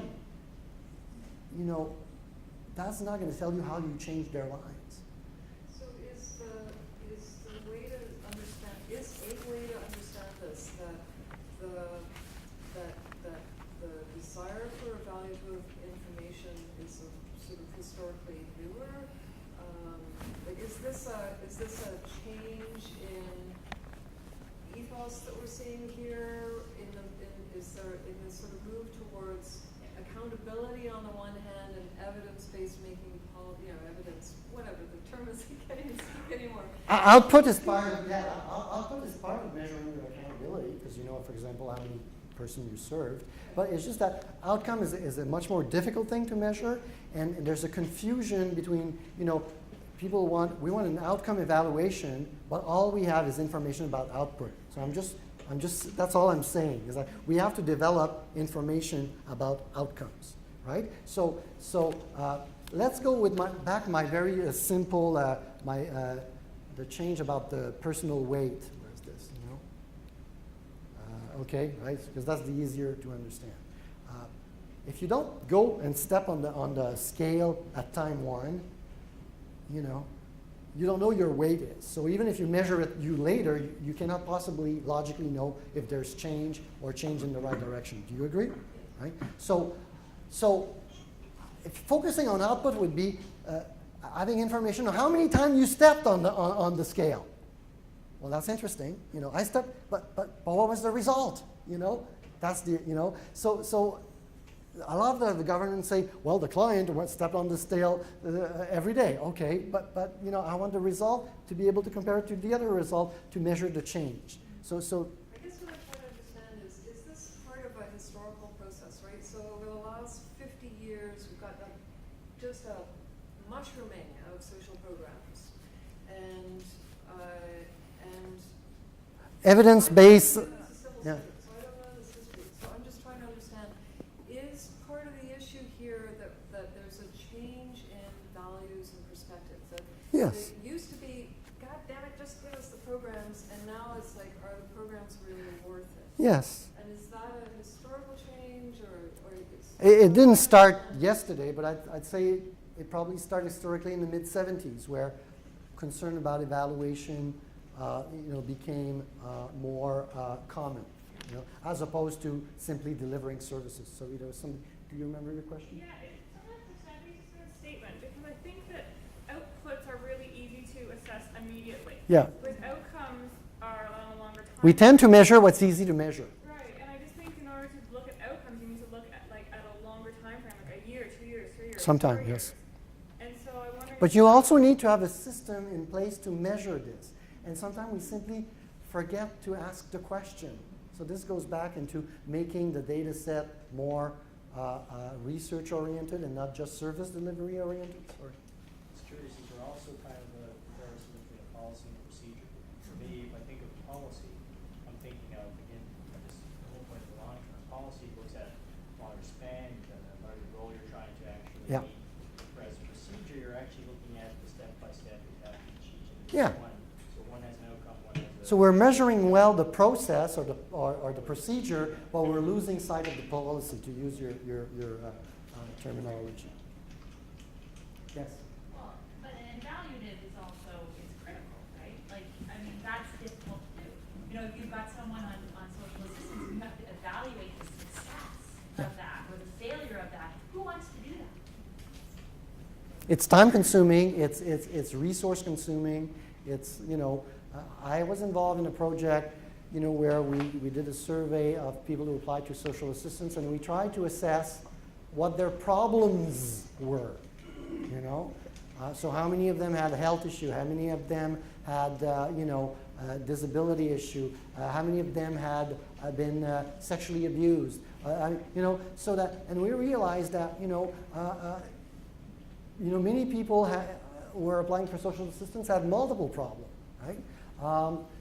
So if you wanted them to get off the roll, just manipulating the minimum wage, or this kind of uniquely economistic view is not going to work, right? Because if you have difficulty to relate to an individual because you've been abused as a child, you're going to have to work on that, right? Or so it's much more complex than sometimes we think, and this is why it's so difficult to define what we want to do with welfare, for example. Okay. All right.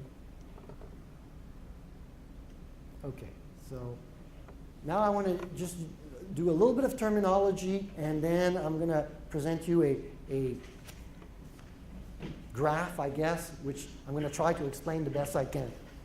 Told you it was a little bit more complicated. So outcome level. So that's, on a scale of, 0 to 100, outcome level is a measurement at one point in time. Okay? So there's a scale, 0 to 100, let's say, measurement at one point in time. Status of an outcome at one point in time. Outcome change, right, is the difference between outcome levels at different point in time. Okay? Right, so you first your midterm you had 50%, and your final you had 75%. So there's 25 percentage point difference between your score between your midterm and your final. Right? So you're actually doing better. Right? Program net effect. The proportion of the outcome change that can be attributed uniquely to a program versus the influence of other factors. That's the crux. The estimation of the program net effect, the impact assessment, is a very demanding task. Okay, here's where it gets a little bit. So here you've got your outcome variable, okay, whatever it is, amount of smoking, the weight, literacy score, whatever, okay, from let's say 0 to 100, okay, and you have the situation here before the program. Here you introduce the program in time. This is time, and here you are after the program. Okay, so we're good on both axes. This measure, your score on the outcome variable, and this is time before, during, and after. So you have a level, an outcome level at time 1 that is here. Oh no, well, it's actually here, but okay. Pre-program outcome level. And then you have a post-program, time 2, post-program outcome level that is here. Okay, so the difference between here and let's say here, is this. That's your amount of outcome change. Okay? But as I said, not all of this outcome change is due to the program.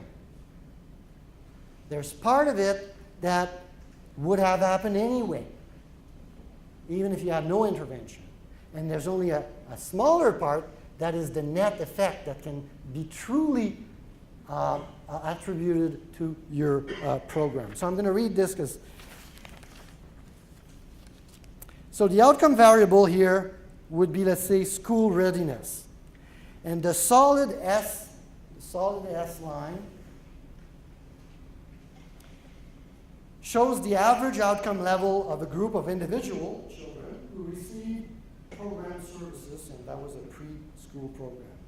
This graph shows that the children show less readiness before participating in the program and greater readiness after the program, and that, of course, is a positive change.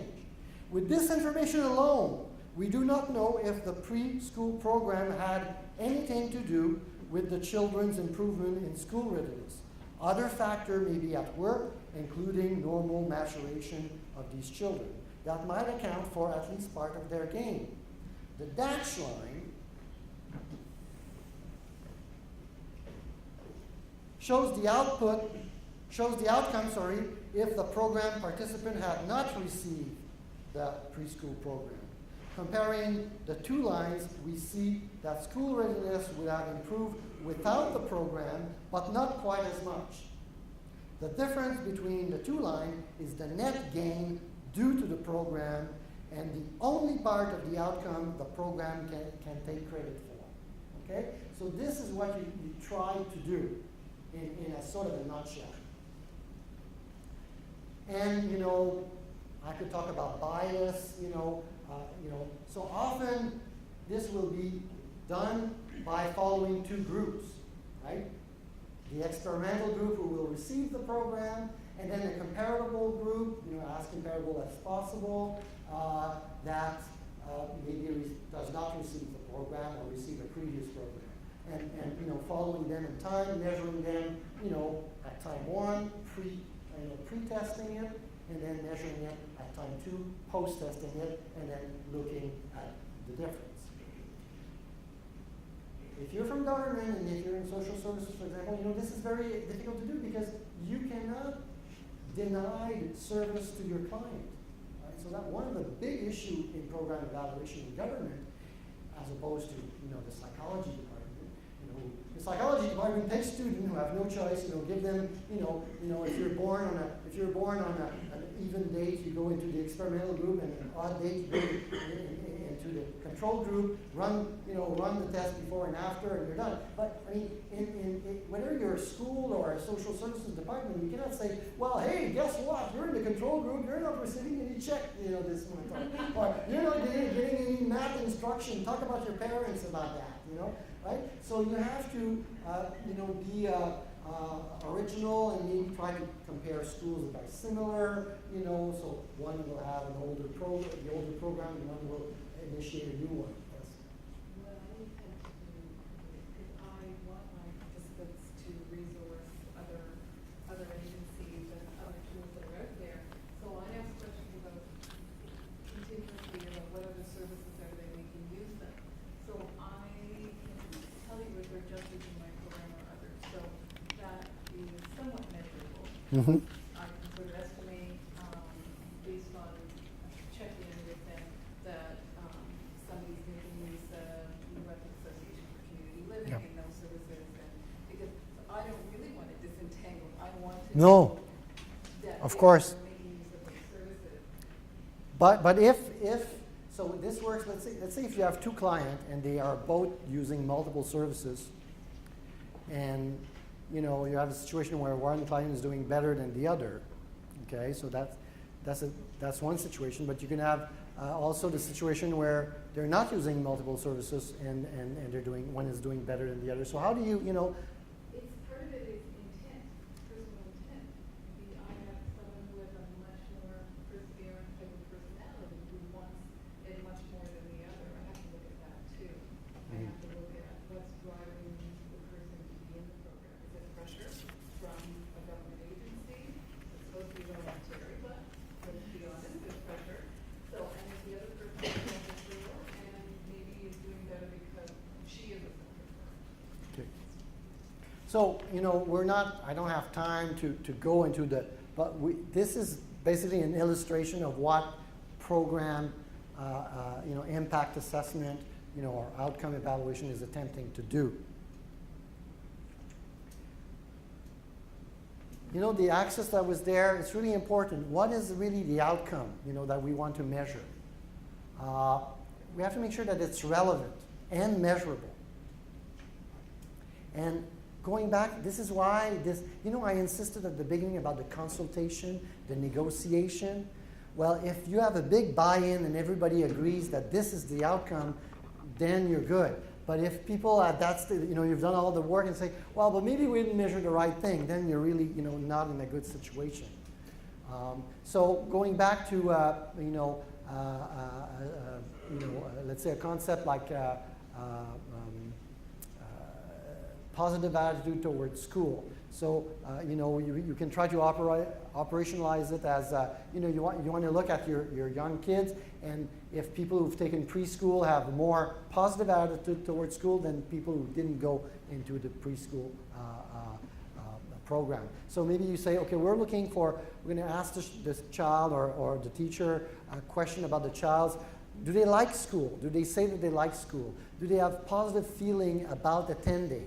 Or do they, they don't want to go? When they are there, are they willing to participate in school activities, or are they reluctant to? So that would be one way to sort of operationalize, having positive attitude towards school, and that would be one of the outcomes that you want to develop among, in a preschool program. So I'm back to the importance of defining clear outcomes that are agreed upon by the stakeholders and measurable. So, therefore I just return in a way to my program theory and my logic model to identify, the proper program outcomes. Sometimes there's outcomes that are just, that you're working because they're occurring in time just after the program, they're proximal.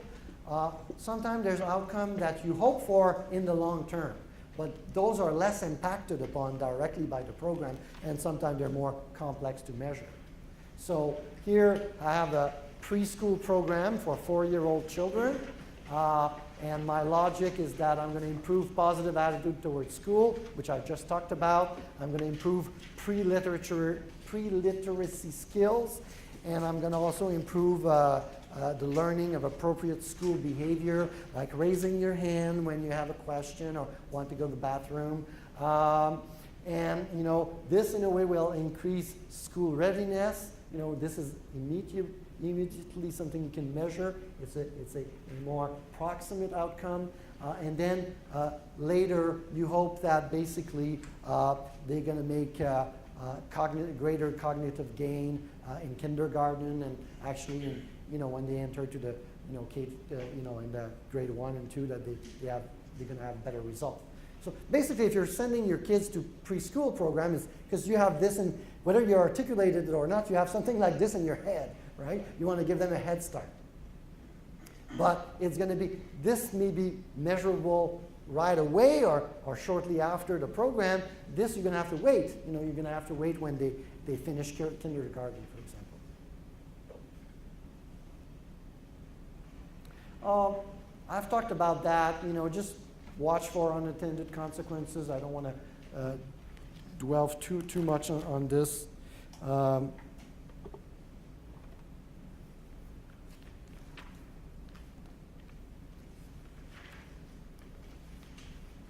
Sometimes this is difficult to catch because you don't know that it's going to happen, so you don't have measure in place to measure that, right? But by talking to the personnel of the program, with your evaluation team, you may catch some, here's what we heard something we weren't expecting, and something like, the parents told us that they've changed their recycling habit since their kids bugged them about, recycling, and, so we've actually impacted the parent and not just the children. This is probably difficult to see here, but we are, it's sort of like it looks a little bit like but it takes the example of a health education campaign, and the difference between measuring indicator that are indicator of the process, so the procedure you were calling them, and versus moving towards indicator of outcome. I think you were using policy. So, so for example, as part of your campaign or your information program, you were distributing brochures, in the neighborhood. So, maybe you've calculated the number of brochures distributed. This is about process. This is an output, But the number of readers who change their attitude or opinion about, some health practice, that here is an indicator of outcome, So, so there's a, from more short term, having read the brochure, changing your attitude, and actually eventually changing your behavior. It's more difficult to actually be certain about change in behavior, because often what we do in social science, we ask people what they do. And sometimes they want to please us, so, or they say, oh, yeah, I'm against this, or I'm, but, we're not always sure that what they tell us about their behavior is true. Often their attitude, they're quite, it's not a problem. They really tell us what they think, but we know that sometimes our principles are not completely aligned with our action, and when we answered questionnaire about our action, sometimes, the reliability of the data is not as good. I'll give you an example about that reliability from StatCan, is that it seems that nobody ever report a loss at a casino. So I don't know how they make money. And try it in your family. People always talk about, I went to the casino and I won $800. But they never tell you, I went to the casino and I lost $800. Right? So there's just things that we're more likely to report, right? So in a way, we have more confidence with change of orientation or opinion than we have in change of behavior, unless we can really observe the behavior, but that's more difficult. I'm almost done. So I want to say just a few words about efficiency. So this is the top of my pyramid. I am now at the end of my staircase, standing, on the shoulders of giants. And now I want to talk about, although I'm not going to talk about a lot, about cost benefit, about efficiency assessment, So here, we are talking about cost benefit and cost effectiveness analysis.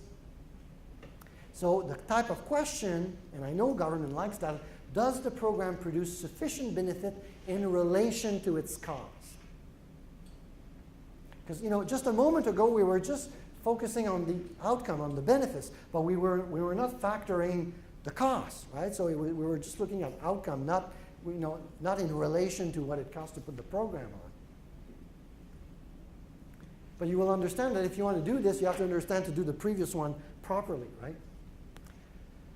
Now, one of the problems, and I think that Dan this morning said that the input, the cost of the program can be calculated fairly, not easily, but reliably. But the benefit, it really depends on the nature of the program. So if your program is about putting people back to work, and these people, while they're at work, are making an income, well, then it's fairly easy to have your dependent variable, to be transformed into money value. So that would be no problem.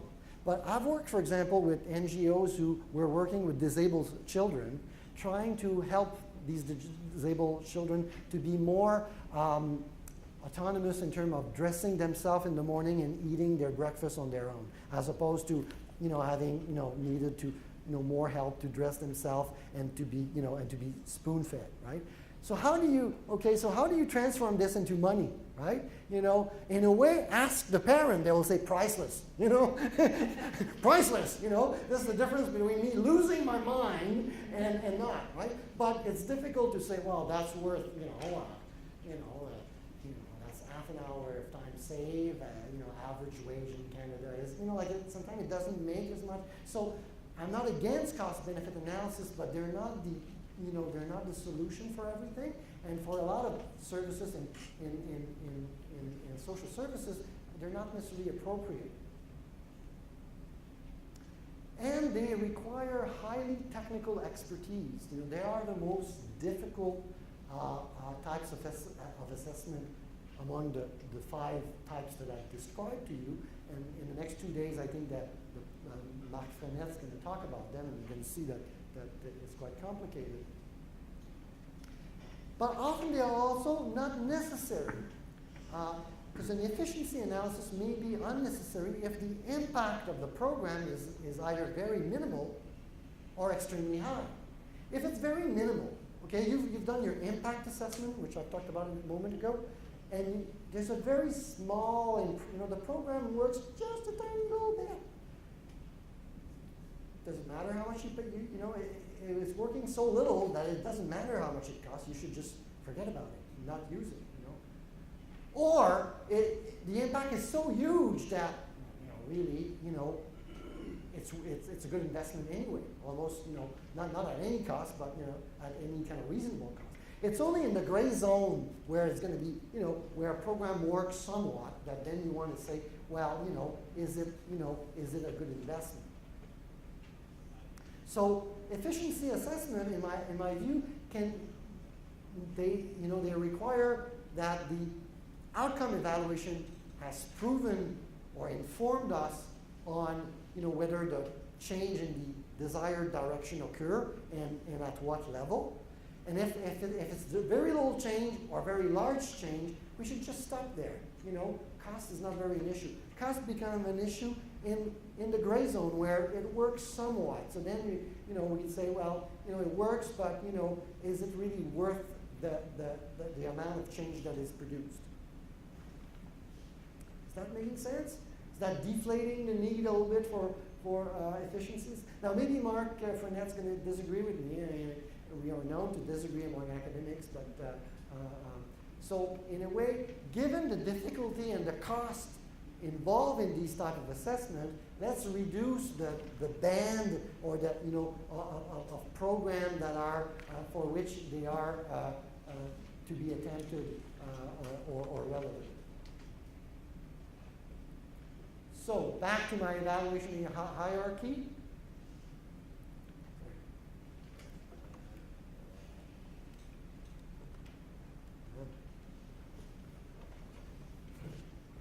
I went too fast here, sorry. And that, when I teach, I repeat myself very often. And, it is not an early onslaught of Alzheimer. It has a purpose, okay, which is to, hit the nail several times. So you've heard this before. Program must produce outcome before question about cost effectiveness become interesting rather than trivial. If there's no outcome that have been, or no large outcome produced in your outcome assessment, don't ask the question about the cost. Questions relating to the outcome are meaningful only if programs are well implemented. Good implementation is meaningful only if program design is sound, and the program is to be designed in the first place only if there's a need to be served. Okay? So this is what I've been kind of driving, throughout the afternoon. So so this is my hierarchy, my staircase. Just got a question about, you're talking cost-benefit analysis. On the other side of the coin, you have all the criteria analysis. Yeah. Bottom line, you've got economic, social, and Yes. and to me, you can very quickly come up with a scenario where you might not have the actual costs you would be seeing. You could easily do an MCA. So is that something that You're right, but when it gets to Treasury Board, what kind of thing do you think they're going to like and to take the decision based on? Well, what I'm saying is that when you look at your five, you're saying about you get to the top of the pyramid, if you've got 2 or 3 different projects, or a norm, let's just say you've got your norm, you can very quickly come up with a criteria that you can evaluate against, more so than just looking at cost. So I wasn't sure if that's No, but yeah, and there are actually within efficiency there are types of analysis that have the result is not just money but more substantive, But they're no easier. But yes, I mean they are. But often, I was talking mostly about cost benefit analysis because I know that at Treasury Board, around the cabinet, often these cost benefit are seen as the decision factor, because they're seen about, bang for the buck, And what I was saying is that they applied better for certain type of program than other. That's all. But you're correct. It doesn't mean that there's nothing to be done with those that are not easily monetized. So I'm going to conclude. I'm just going to talk a little bit about how to plan an evaluation. Just sort of like the component. You want to have a conceptual framework, and evaluate and key points to be evaluated. Your research question, you want to define your outcome. They need to be measurable. You want to have a plan of analysis. Collect your data, then analyze it, and provide information to the interested audiences. And as I said, think about who you're going to, who are you going to present this to? It has to be, is it a school board? Is it cabinet? Is it a hospital board? They may be more familiar or more comfortable with certain type of evidence. Is it caucus? Is it, sometimes there's not one, there's ways to package the same information that are more targeted to your, to the comfort level of the different audiences.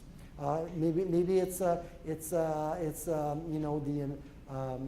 board, the city councillor,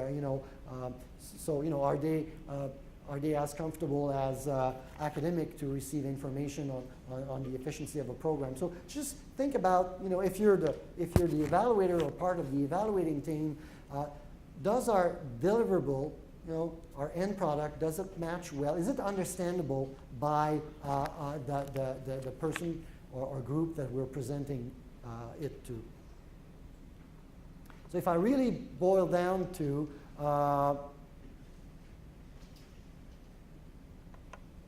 we should have a plan, that has, the design to be used, the type of information to be collected, the measurement instrument, maybe it's a survey, for example, or a list of questions. Who is doing each task, and who's responsible for that? When each of these tasks, it's basically like organizing a wedding, right? You don't send the invitation before you secure the venues, right? Okay, so trust me. So that's the same thing, right? So what are the tasks, that needs to be done in what order and by whom? What will be the deliverable, and what budget do you have, and what time frame, right? Because it's never infinite, it's a number, it's an envelope, and it's a time frame, and so out of that, then you may have to take some shortcut and make decision. This is the real world. So all I teach about is the perfect world, which is not the real world. In the real world, the budget and the available staff will have a lot of impact on what you're trying to do. There is no budget. Well, your time may be a budget in a way, So maybe you are giving this to work 2 days a week for, 6 months. So, in a way, there is a budget, So if I make it really dumb, good evaluation question, a look at the literature, because other people have probably worked on what you're trying to do, clear methodology, clearly defined task and timeline, and a budget. So really keys, that if you are asking for money, for example, to an agency to evaluate something, you're going to have to cover that. Now I'm going to conclude on the politics. Very briefly, but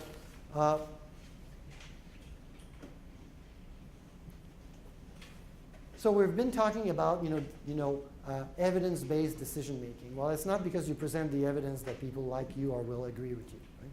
So while evaluation results are useful in principle for decision-making process, they will not automatically be understood, accepted, or used. You have to be ready to live with that. The result of an evaluation are only one of the elements in the complex decision-making regarding policies and programs. So they may be other political, regional, linguistic, factor that will trump your evidence. But nevertheless, as an evaluator, you can only do what you can do, which is do your part of the information, as well as you can, because that's what you're responsible for.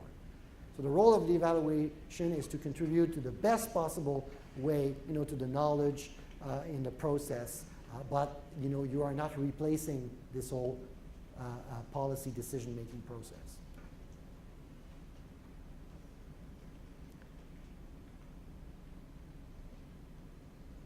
And as Dan said, it's very frustrating because if you're too slow, you may do all this and be ready with a recommendation following an evaluation for scaling up the program or canceling it or whatever, and the government change, and the report is shelved, and the responsibility is given to another deputy minister, and just things don't, the timing is not there. But again, this you don't have a control about, so be aware that it exists as an evaluator, but focus on what you can control, not what you have no control over.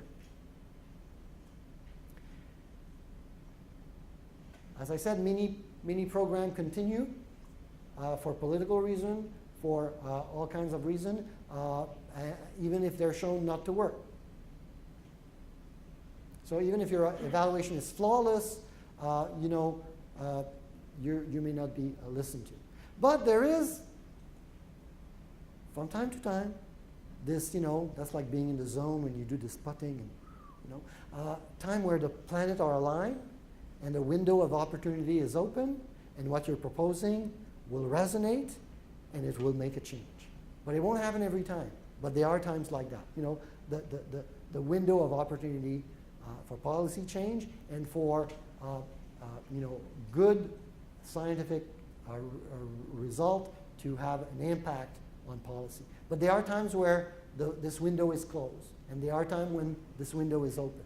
But again, as evaluator, we don't have control in this window. But if we're ready with the good work and the window is open, then I think we can make a difference. There's a big debate here, and I'd like to hear you about this, about insider evaluating team versus outsider. So insider would be, you work for a department and they strike a committee, and this committee is in charge of doing an evaluation of a program that exists in this department. What are the advantages of that? Can you name me one advantage? Sorry? They already understand the business. They understand the program. They're insider. They have insider information. They know the lingo.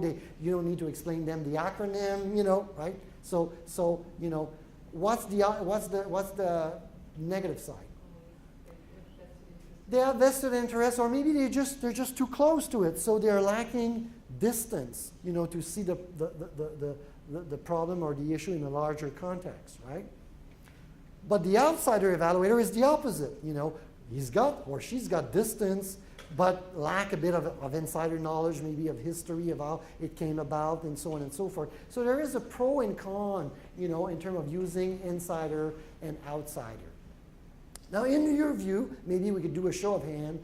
Do you think that your department, for example, or your organization would be more likely to accept the recommendation of an insider evaluation or an outsider? So who would say insider evaluation?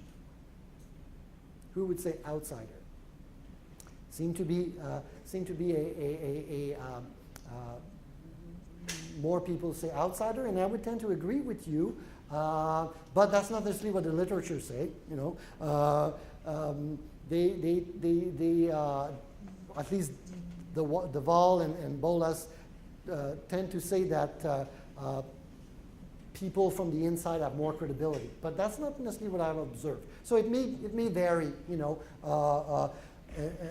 and also the insider. It may be very difficult if you're an insider and you're going to stay in the organization to give bad news. Right? Because you're going to give bad news, it's going to have impact in your organization, and you're going to be staying around, right?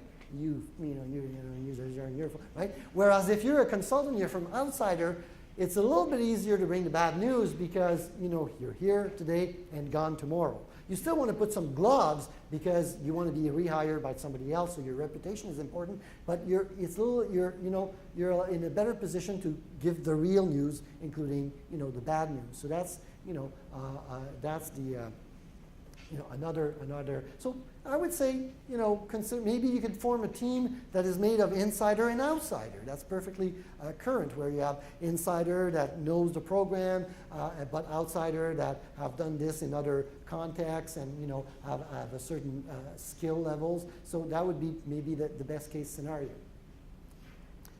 I don't do evaluation these days very much for the basic reason that my dean doesn't think that it's an important thing for me to do. But I'm quite willing to sit on committee who select evaluator. For example, maybe your department has an evaluation and it goes to tender, issues an RFP, a request for a proposal, and you have different proposal, and you have a committee inside your department to evaluate these proposals, but you'd like to have somebody from the university to sit on this committee. I'm quite willing to do this. Free of charge, because this is something that can be helpful. So this is how university can help government, and we can interact, and it could be a win-win situation. So as an example, PTI right now is going through a process of we've got an outside consultant working with this PBA, and actually we're using internal and external, because the external consultant PBA is looking at our processes, but we've actually hired internally auditors that are with PTI that are actually going and reviewing the work. So it is a good combination of both, because you have that experience of the internal, how it works, and the outside. Also, among the outsider, there's more than one type. So there's the private consultant. The advantage of the private consultant, quick, like he or she can work on this full time, but expensive. He or she makes a living out of that, so you got to pay.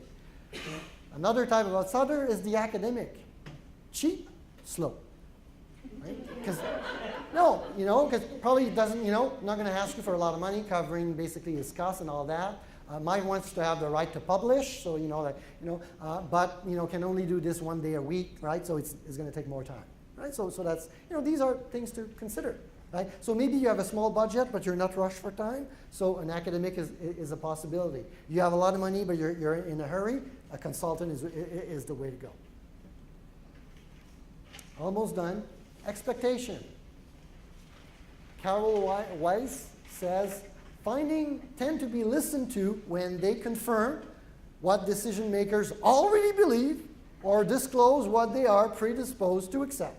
So, what you say will be accepted in part as a function of what people are ready to accept.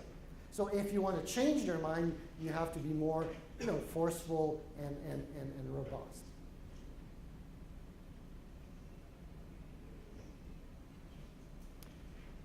There's no point in doing a bad report. That's not going to help you. Clear recommendation. One of the things that upset me in evaluation report is that when there's 327 recommendations, 20 recommendation or something like, something that, because hopefully the report will be given to a committee who would work on the recommendation. And, if there's 300, it's just like, first it's probably, there's no parsimony there. You've thrown the kitchen sink and, the medicine cabinet and everything in there, right? So, 20 recommendation or something, concrete, important. Don't make, too many recommendations. That's just an excuse to shelf the report.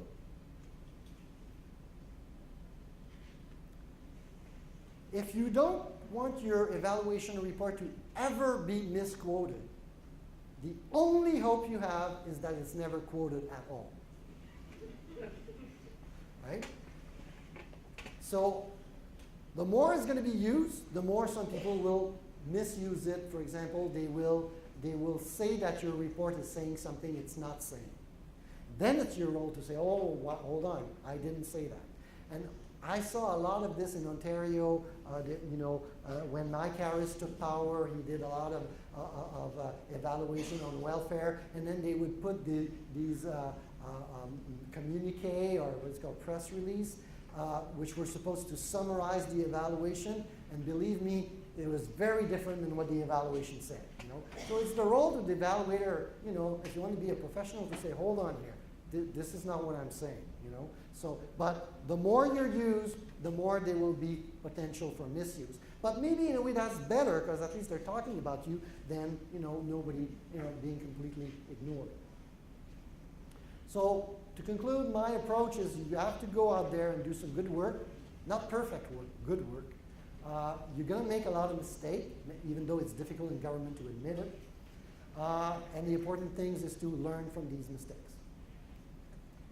Any question, comment, reaction? Remember, there is an evaluation, and I'm the nice guy. Thank you very much.